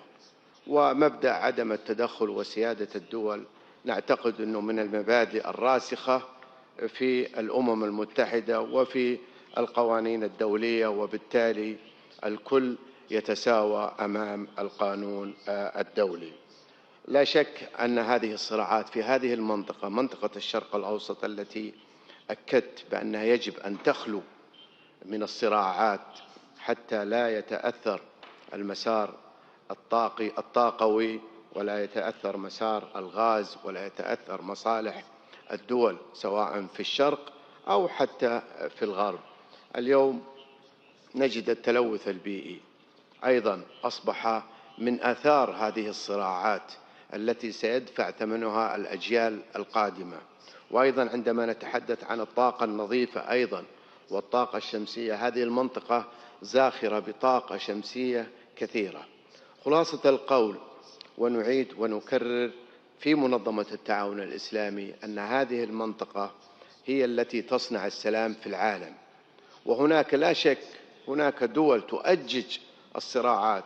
نحن نشاهد النظام الصهيوني ماذا يفعل في فلسطين وماذا يفعل في غزة. كل هذه الصراعات ناتجة من وكما تفضلت خلق قواعد جديدة وخلق نظام عالمي جديد. أعتقد دول الشرق الأوسط أو دول هذه المنطقة على وعي تام بما يمكن عمله لتجنب الصراع، ونحن نتابع هذه الأخبار التي نسعد إن شاء الله أن تنتهي إلى أن يكون هذا المكان وهذه البقعة الجغرافية معافاة وسليمة من الحروب. شكرا لك.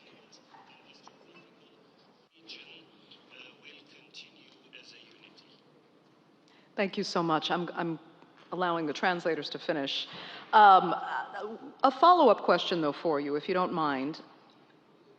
There was a semblance. You say all these countries really need to work under a single umbrella in the Middle East, that would benefit the greater good for the region. And there was a semblance of that when Israel attacked Qatar, we'll remember.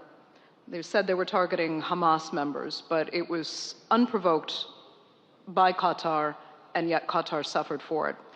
And when that happened, we saw this very unique moment of unity among the Gulf states and the greater Middle East to come together as a single unit.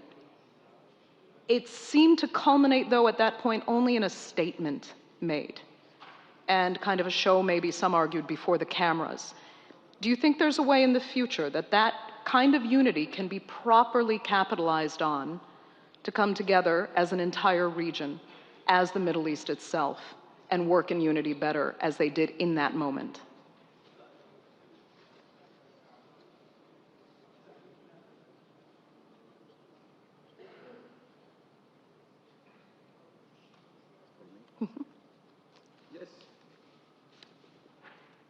نعم، نتمنى. دور المنظمات الإقليمية دور هام ودور يجب أن يخلق مبادرات للتوحد.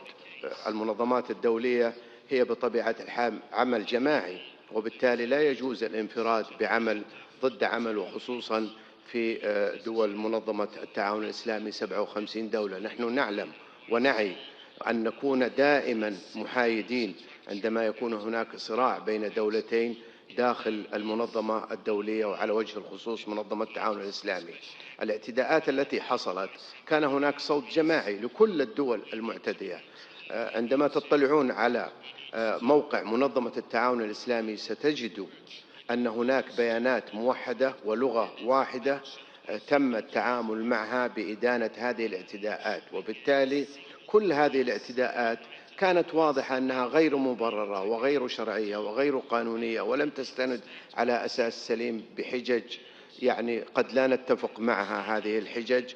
والدول التي تم التعرض لها يعني نفت ما يتم التبرير له لهذه الاعتداءات. فبالتالي منظمة التعاون الإسلامي تعمل منذ بداية هذه الأزمة على أن يكون هناك خطاب موحد، وتتابع بكثف وتصدر بياناتها ومواقفها وفقا للشواهد التي هي موجودة. لا شك أن منظمة التعاون الإسلامي مظلة جامعة تمثل 57 دولة إسلامية، وهي متماسكة إلى يومنا هذا وبدعم الدول الإسلامية الكبرى التي تحرص كل الحرص أن تكون نزيهة في التعامل مع جميع الدول الأعضاء.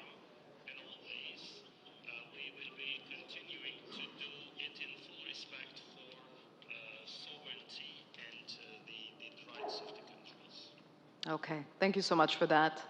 Mr. Zhang, I'll turn to you.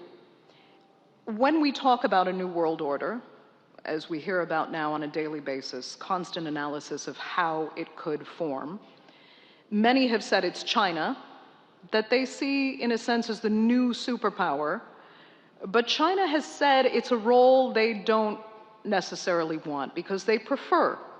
Beijing prefers its non-interference policy, and in a sense, a benign China-first policy. So describe where you see China's place in whatever new world order you see emerging.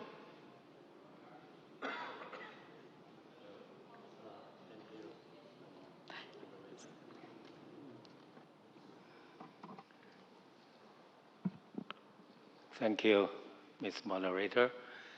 And first of all, I'd like to express my thanks to the government of Turkey for the invitation to me and to China. And it's my great pleasure to represent my country, China, to participate in this forum. And with your permission, I'd like rather to use my mother tongue to contribute to China voice to this forum.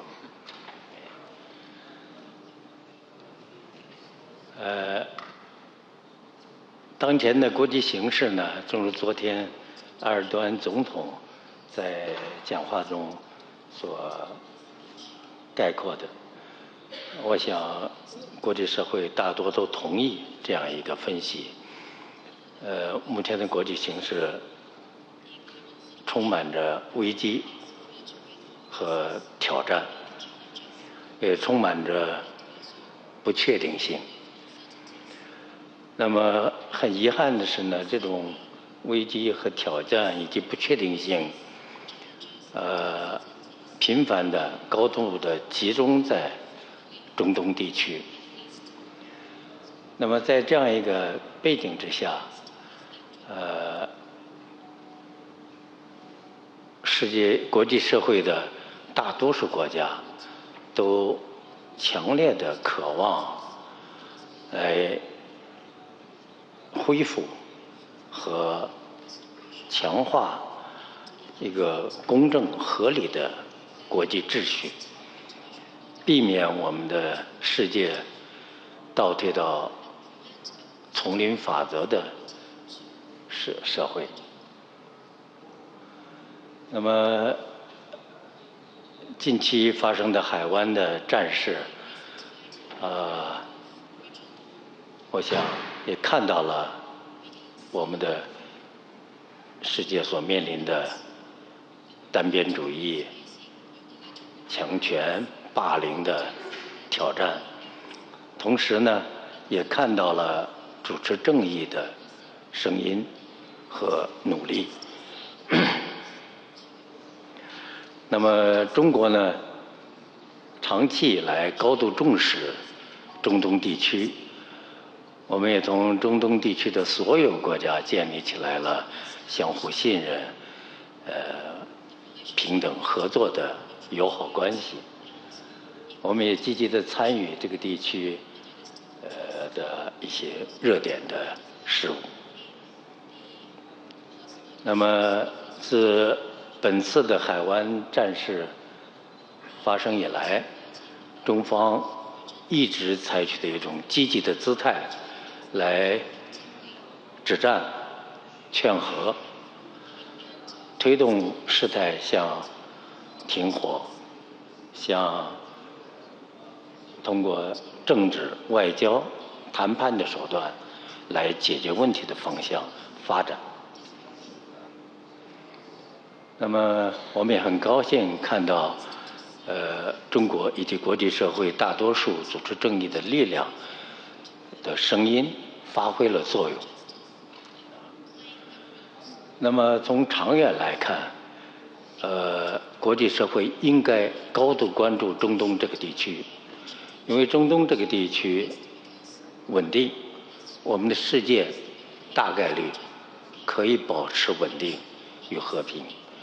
如果中东不稳，我们这个世界很难安稳，很难享有和平，世界的经济也会受到严重的影响。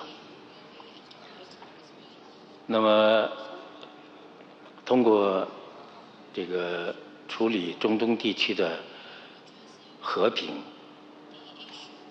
与的这个过程中呢，我们可以共同努力推动这个世界向着公正合理的秩序去发展。那么前两天呢，中国国家主席习近平先生在会见海湾地区的朋友的时候，就维护和促进中东地区和平与稳定提出了4点建议。我想这4点建议呢，可以把它视作促进中东地区走向和平稳定，来建立这个地区的安全秩序，以及促进世界的秩序走向公平、合理、公正所提出的中国方案。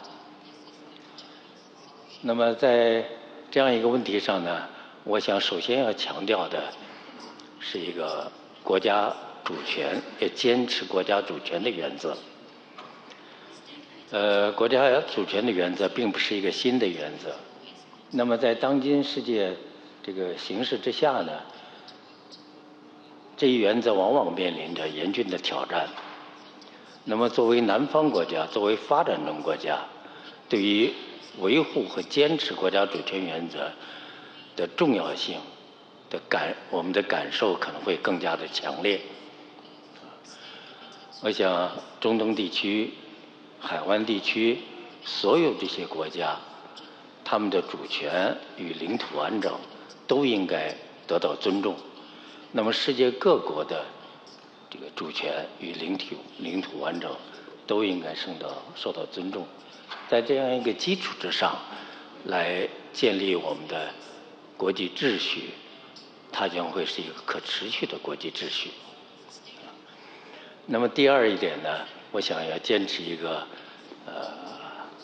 睦邻友好、这个相互尊重的原则。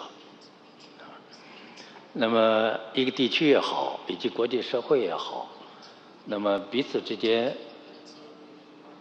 难免会出现问题。那么出现了问题之后呢，是用武力的方式，还是用政治和外交的方式来解决？这是我们决定未来国际秩序的一个关键点。我想在座的大多数同事们都会同意，武力是不会解决问题的，武力是不会带来和平的，而政治和外交的手段是我们绝大多数爱好和平的国家和人民所期待的。那么经过实践证明呢，它也可以带来可持续的和平与稳定的。那么第三一点呢，我想我们应该这个坚持统筹发展与安全的这样一个态势。从中国这个几十年的发展的这个感受来讲，我们认为这个没有发展，这个和平是没有基础的。那么没有安全，那么发展是没有保障的。所以这两者之间呢，相辅相成。中国呢，多年来呢，一直主张在中东地区呢，要通过发展来促进和平。那么与此同时呢，中国也本着真诚的愿望，同所有的中东国家，在平等互利的基础之上，来开展谋求发展的合作。我想这一点呢，这个地区国家也有着强烈的愿望，域外国家呢也应该尊重地区国家的这样的一个愿望，来支持、帮助与合作，来促进这个地区的发展。我相信地区的发展将会为地区的和平带来坚实的保障。那么反过来呢，促进地区的和平，这个地区的发展才更有牢固的基础。总之呢，中国呢是一个负责任的国家，中国呢是一个开放、友好、合作的国家。这一点呢，在中国与中东地区国家几十年的友好关系中得到了充分的体现。那么，对于促进这个国际秩序新的秩序的建立和完善，我想我本人呢曾经担任过上海合作组织的秘书长。那么有一点呢，我想可以值得借鉴的一点，就上海合作组织自成立以来，我们有一个叫上海精神。这个上海精神呢，包括了几个基本的原则，包括互信、互利、平等、协商、尊重多样文明，谋求共同发展。我想上海精神值得中东地区的各国，值得我们国际社会的各国去借鉴，去在此基础之上做出努力，来完善和建立我们更加公正、合理的国际秩序。Thank you. Thank you so much. Let me move on to Mr. Luigi Di Maio. A very different perspective then, coming from the European role here. And we have recently seen a number of European allies anger the Trump administration, actually, by simply refusing to support him in this war in Iran. And in the case of Italy, France, and Spain, you've actually gone straight to Iran, really, to negotiate individual deals, to continue receiving shipments through the Strait of Hormuz. Italy has even gone as far as to cancel its defense deal with Israel.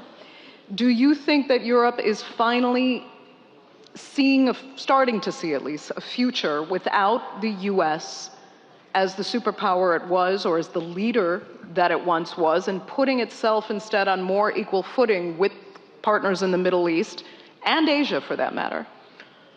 Let me first of all thank Türkiye and the Antalya Diplomacy Forum for this invitation. This is my 5th Antalya Diplomacy Forum. I come here since I was Foreign Minister of Italy, and now representing the 27 member states of the European Union at this particular time of the history is even more important for me being here.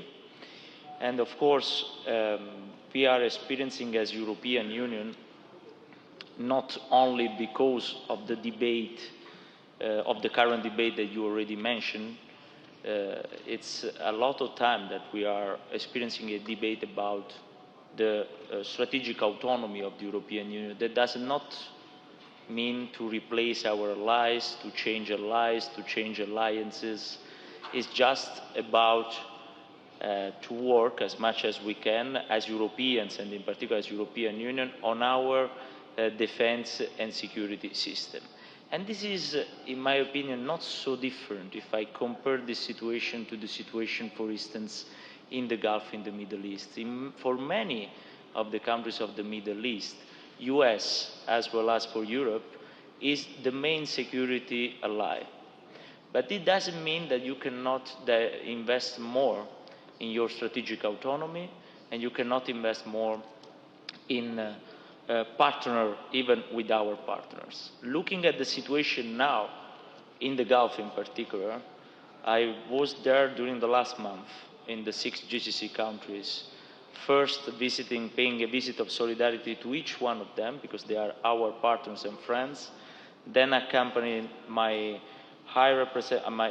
boss, the High Representative of the European Union for the Foreign Policy, Kaja Kallas, and a few days ago, the President of the European Council paid a visit to Saudi, Qatar, and Emirates for not only showing solidarity, but even for discussing about how to produce a structured solution to this crisis. And let me say that with this crisis in the Gulf, we are seeing again a further erosion of the international law. And if we want to try to find a solution for avoiding again another crisis like the ongoing crisis, or a wider crisis, a further spillover, we need to work all together. We need an alliance for protecting the international law. That does not mean to protect the status quo. I think that there are many responsibilities for the international community why we are at this stage of the erosion of the international law. It probably is linked to the fact that we didn't manage to reform our multilateral system. Yes, we can discuss about President Trump, absolutely, it's trendy. But at the end of the day, we are discussing since 15 years about the reform of the Security Council of UN, of the reform of the WTO, and even in the EU about the reform of the veto system among the member states of the EU when it comes to the decisions. And we still have not managed to reach an agreement. And when you don't adapt with reforms the multilateral system to the current ongoing scenario, it's clear that slowly, there is an erosion of the multilateral system. But we don't give up. As European Union, we want to support the international law and the multilateralism together with our friends in the Gulf. I would like to underline that we are not party of this war. Not only our governments, but our citizens, they don't want to be part of this war. At the same time, we are, as I said, strategic partners of the GCC. And the solidarity, we don't show solidarity only in terms of words, but in particular in terms of support to their self-defense. Many member states of the European Union and Europe wider are supporting in self-defense, in interceptions of drones and missiles from Iran, our GCC friends, according to their bilateral defense agreement they have with them. Third, we are affected by this crisis, like the rest of the world. The impact on the life on the cost of life of our citizens, it's something at global level.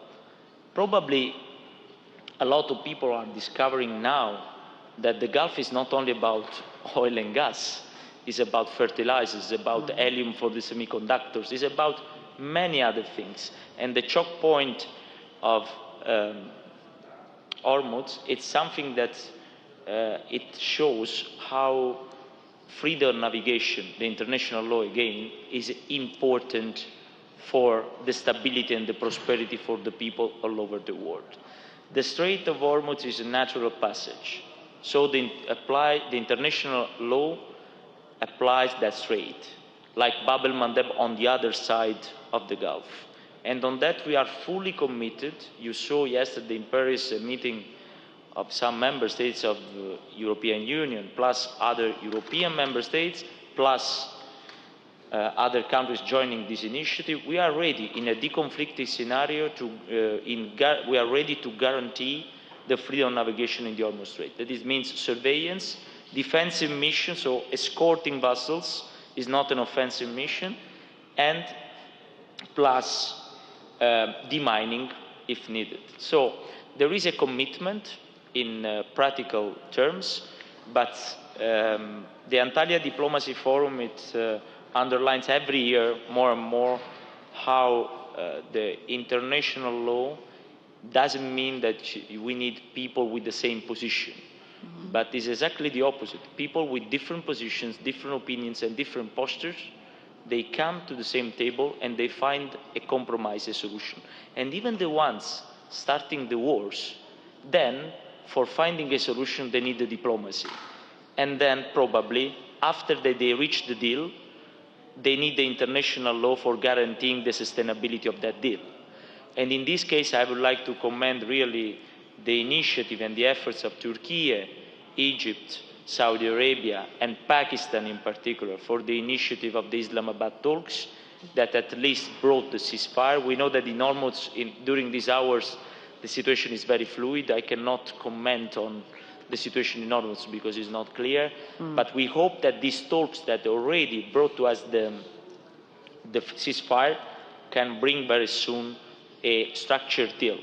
But the challenge for all of us is the day after, to make sustainable the deal via the respect of the international law.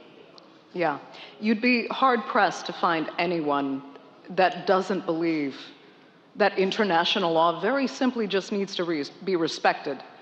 But when you have the biggest and arguably most destructive players in the game refusing to abide by even the most basic laws that we have, for as flawed as our international system and our international governance can be, we have a basic framework that should work.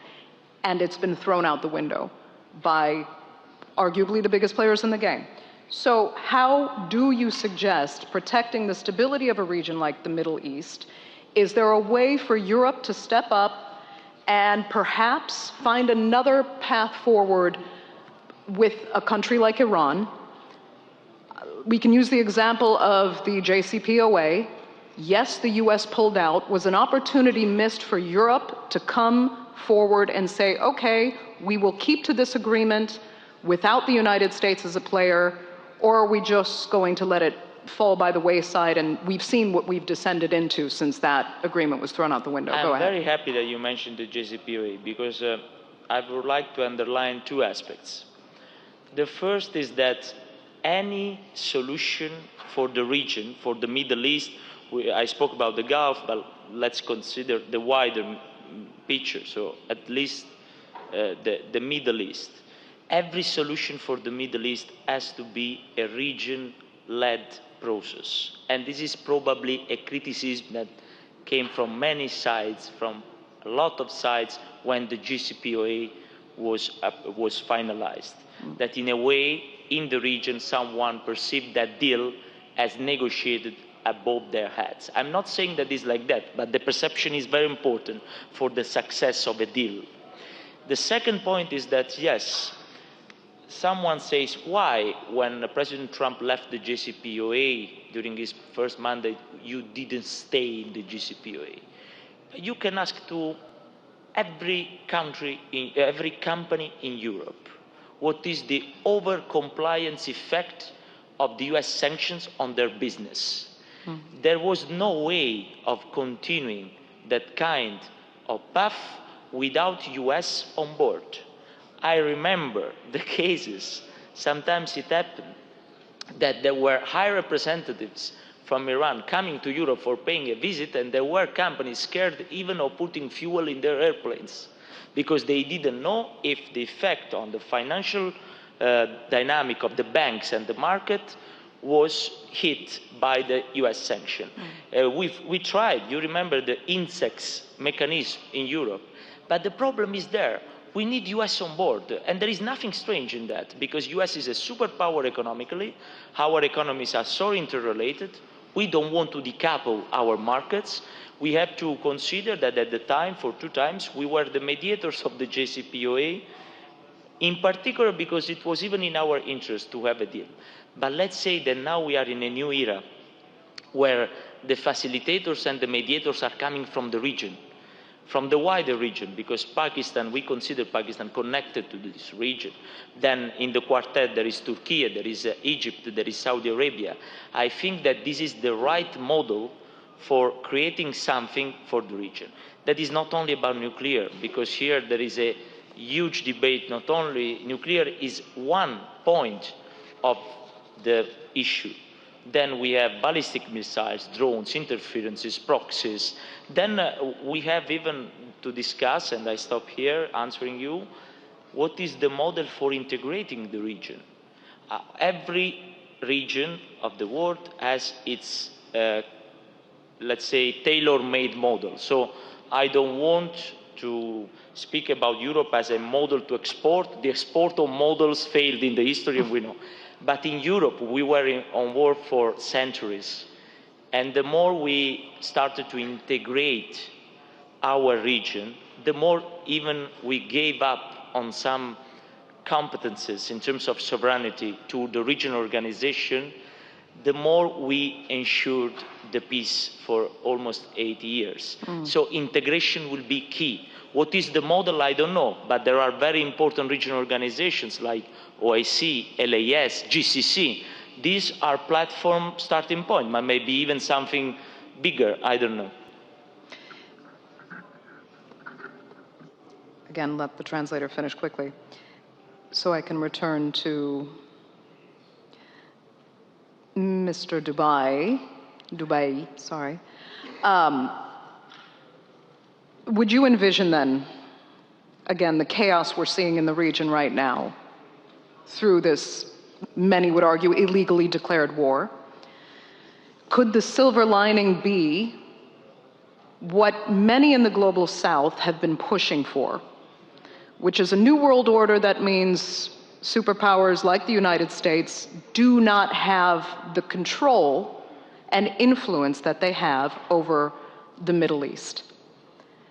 That this realignment could mean an exit of US influence from the region, arguably the military bases, for example, that have made partners in the Gulf suffer the consequences of this war directly via Iran targeting US interests. Do you see a possibility for a silver lining in the exit of US influence, which, by the way, the Trump administration has called for? That's part of their America First policy, and that they would rather stress the Don Roe doctrine of the Western Hemisphere rather than the Middle East and the Eastern Hemisphere. Again, would you see that as a silver lining and a real possibility, or would you rather keep and see the US influence remain in the Middle East as what some might consider a stabilizing factor, even if they're on the margins right now?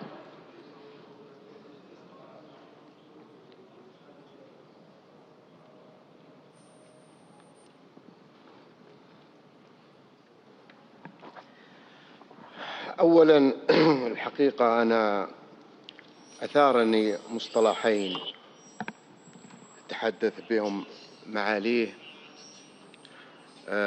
فيما يتعلق في القانون الدولي.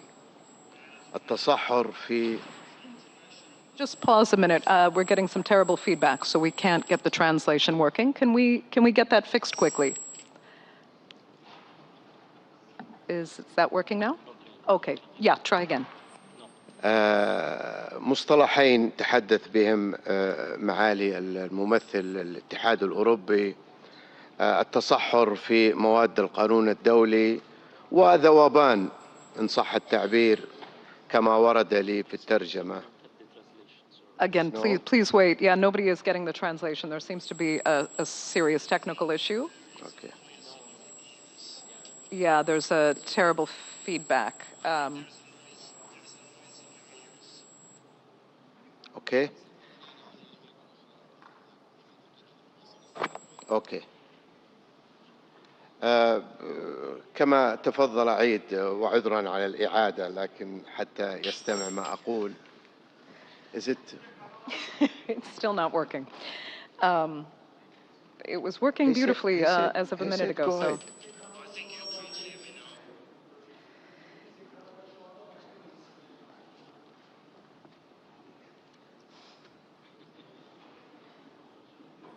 ليه ما في ترجمة؟ ما في ترجمة؟ ما في ترجمة؟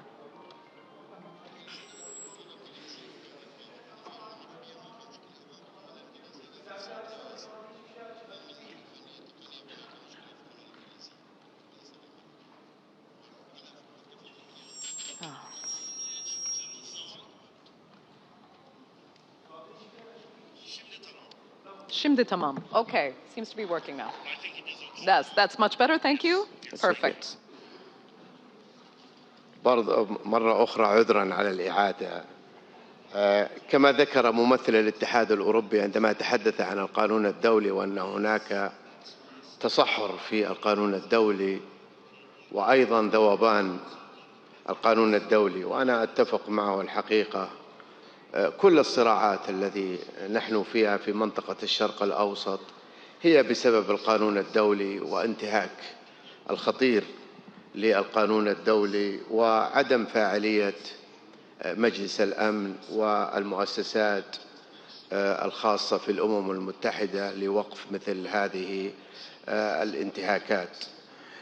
فيما يتعلق في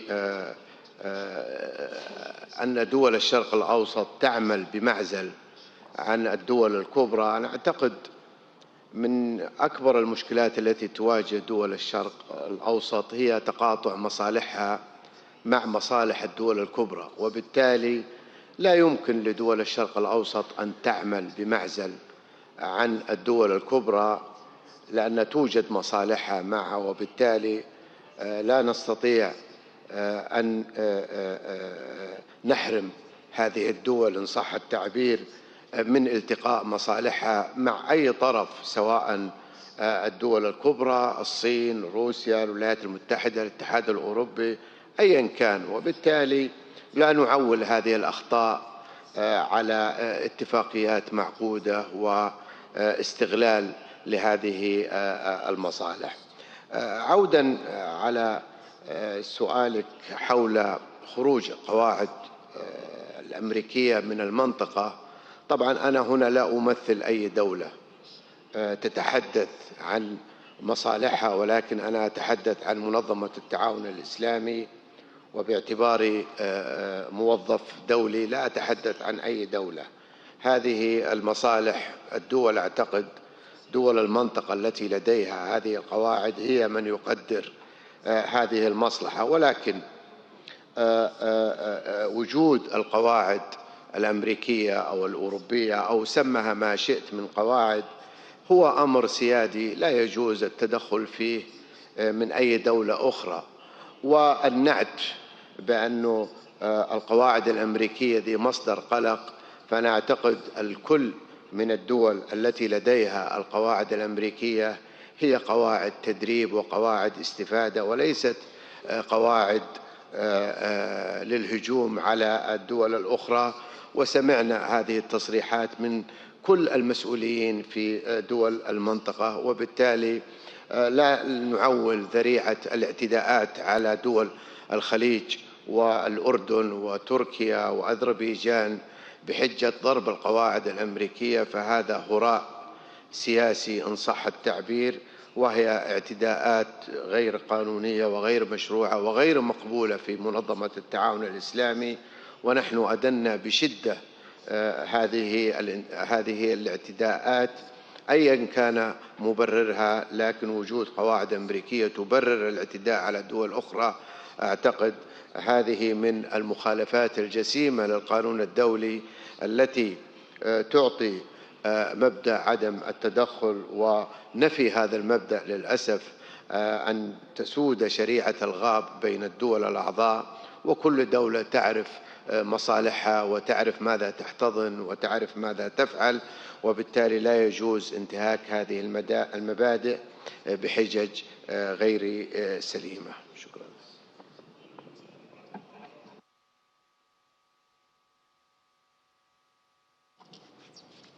Yes, again, international law is ideal. Law and order is what keeps us away from anarchy and chaos. However, when it's not respected, and that's the issue we're dealing with, armed conflict starts, and now we are where we are. And it has been incredibly destabilizing to the entire world.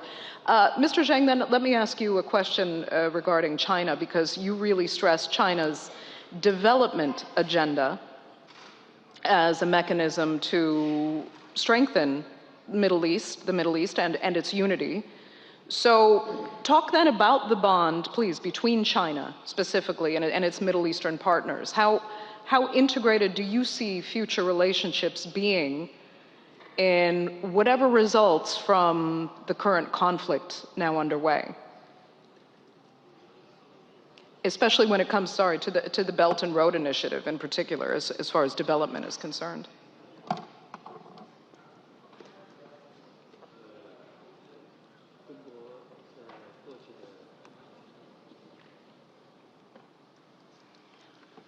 中国在过去的40年到50年以来呢，我们奉行了改革开放的政策，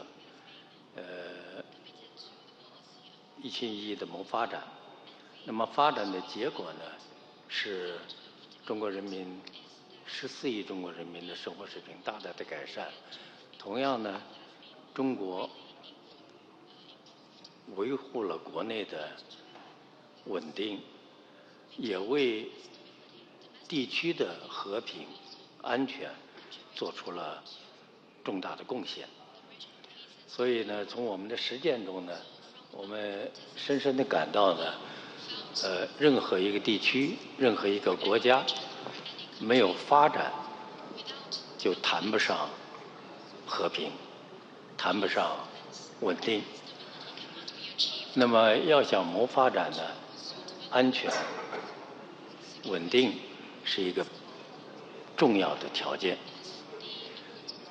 基于此呢，这个我刚才谈到的，为谋求地区的长远的发展、和平稳定以及秩序能够统筹地区的安全与发展，是一个重要的途径。那么在此方面呢，我想域外的国家，无论是大国还是小国，都有着强烈的愿望与本地区的国家来开展合作，促进谋求共同的发展。因为这个地区的发展以及这个地区的和平，将会影响到整个世界的发展与安全和稳定。那么刚才呢，两位同事呢都谈到这个国际法的问题。我想，人类文明发展的今天，法治是一个重要的标志。那么，我们的国际社会也要坚持国际法治的原则。如果没有国际法治，那么结果是什么？结果是我们的世界要回到丛林。Right. 那么，在这个方面呢，我们一贯呼吁主张，要在联合国为基础的国际体系下，来谋求我们这个世界的秩序，维护我们这个世界的和平。那么，在本次的海湾动荡中，我们也同样迫切地需要联合国来发挥作用。Okay. Thank you so much. I'll tell you what, we only have a few minutes left. Luigi, I'll give you just a few minutes for final thoughts from what you heard from our other panelists, and I'm going to just give 5 minutes to questions from the audience. So go ahead. Just adding that we have to try to find a way for fueling a dynamic in order to build a new or a first ever solid architecture of security for the region. And this architecture of security, I already said, has to be region-led, but we as European Union, if needed and if we are asked, we can support this process. And we can support this process along the path of the common interest.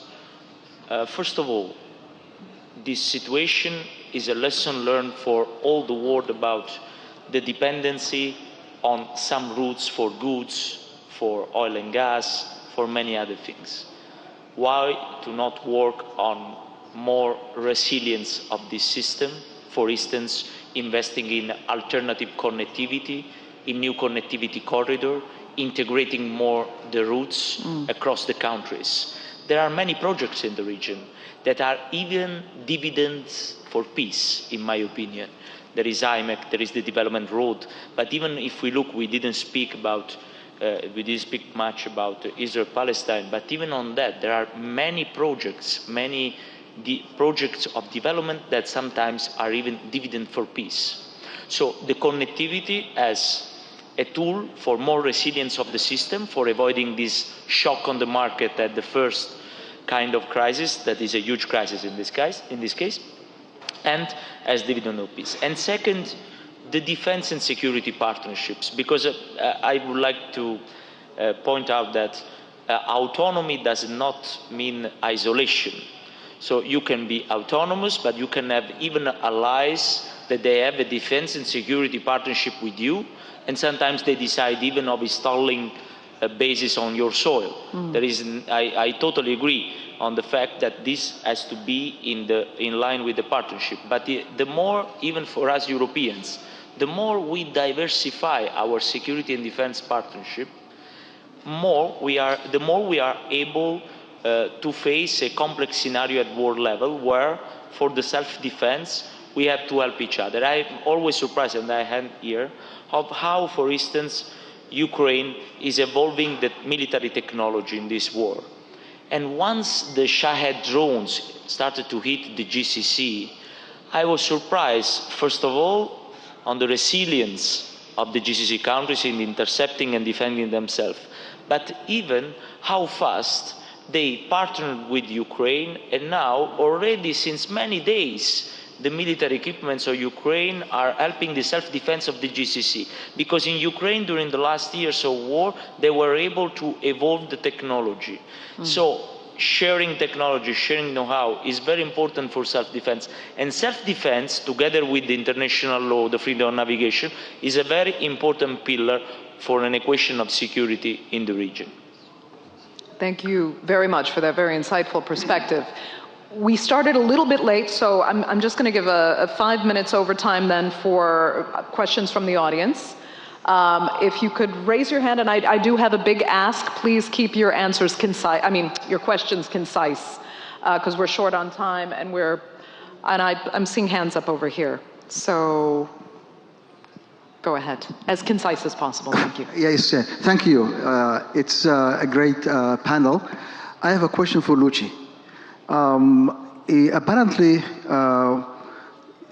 EU doesn't have an independent policy from the US, as you mentioned, because of the sanctions that if you deal with Iran, that will create sanctions for European countries. So how will the EU become a second fiddle to the USA, or will EU has its own policy? The total GDP of EU is apparent is more than the US. So how come EU doesn't have an independent policy to deal with issues like now what we have in the crisis in the Middle East? Thank you. Thank you. I never said that we don't have an independent policy. I'm just saying that this does not apply only the EU market. Please ask around the world the effect of the US sanctions on the single entities of the market, on the companies on the market. It happens many times that if markets are interrelated because they make business, they have business, the banks, the companies, the financial system, the stock exchange might be hit in an over-compliance effect, that it means that you are not hit, but you are scared of being hit. And this does not create a very, let's say, relaxed business model, business flow. But I'm not saying that we don't have an autonomous market or business system. It's just because our markets are making business together. The level of import-export and the level of interactions between our banks and our financial system and our companies is very high. That said, we were the first to promote a deal between Iran and US, and we will continue to do that. We will continue to do that because it's the only one way for the world for having less impact or zero impact on the markets, on the life of our citizens, on the cost of the life of our citizens and families. You see, this war is affecting more other continents than Europe, and I'm not happy in saying that. For instance, so far, but if the war continues, is worse the situation, so far we don't have a problem of quantities of fossil fuels in Europe. We have a problem of price, like the rest of the world. There are other continents that are already suffering for shortage of quantities, not only of fossil fuels, of fertilizers, of many other goods that are produced in the Gulf. So this doesn't mean that they are dependent on US. The point is that this war is showing the importance of this region for the rest of the world. This is why I fully agree with the other panelists. The international system and the international institutions should pay more and more attention to the Middle East, and so at the GCC, at the Gulf region, and the entire area affected by this war. Very interesting. I mean, it's a fascinating point to make, to say that the US doesn't necessarily have to abide by international law, because it hasn't and gotten away with it at several points. But other countries are expected to abide by US law, even if it means there's sanctions. But sorry, I want to point out something.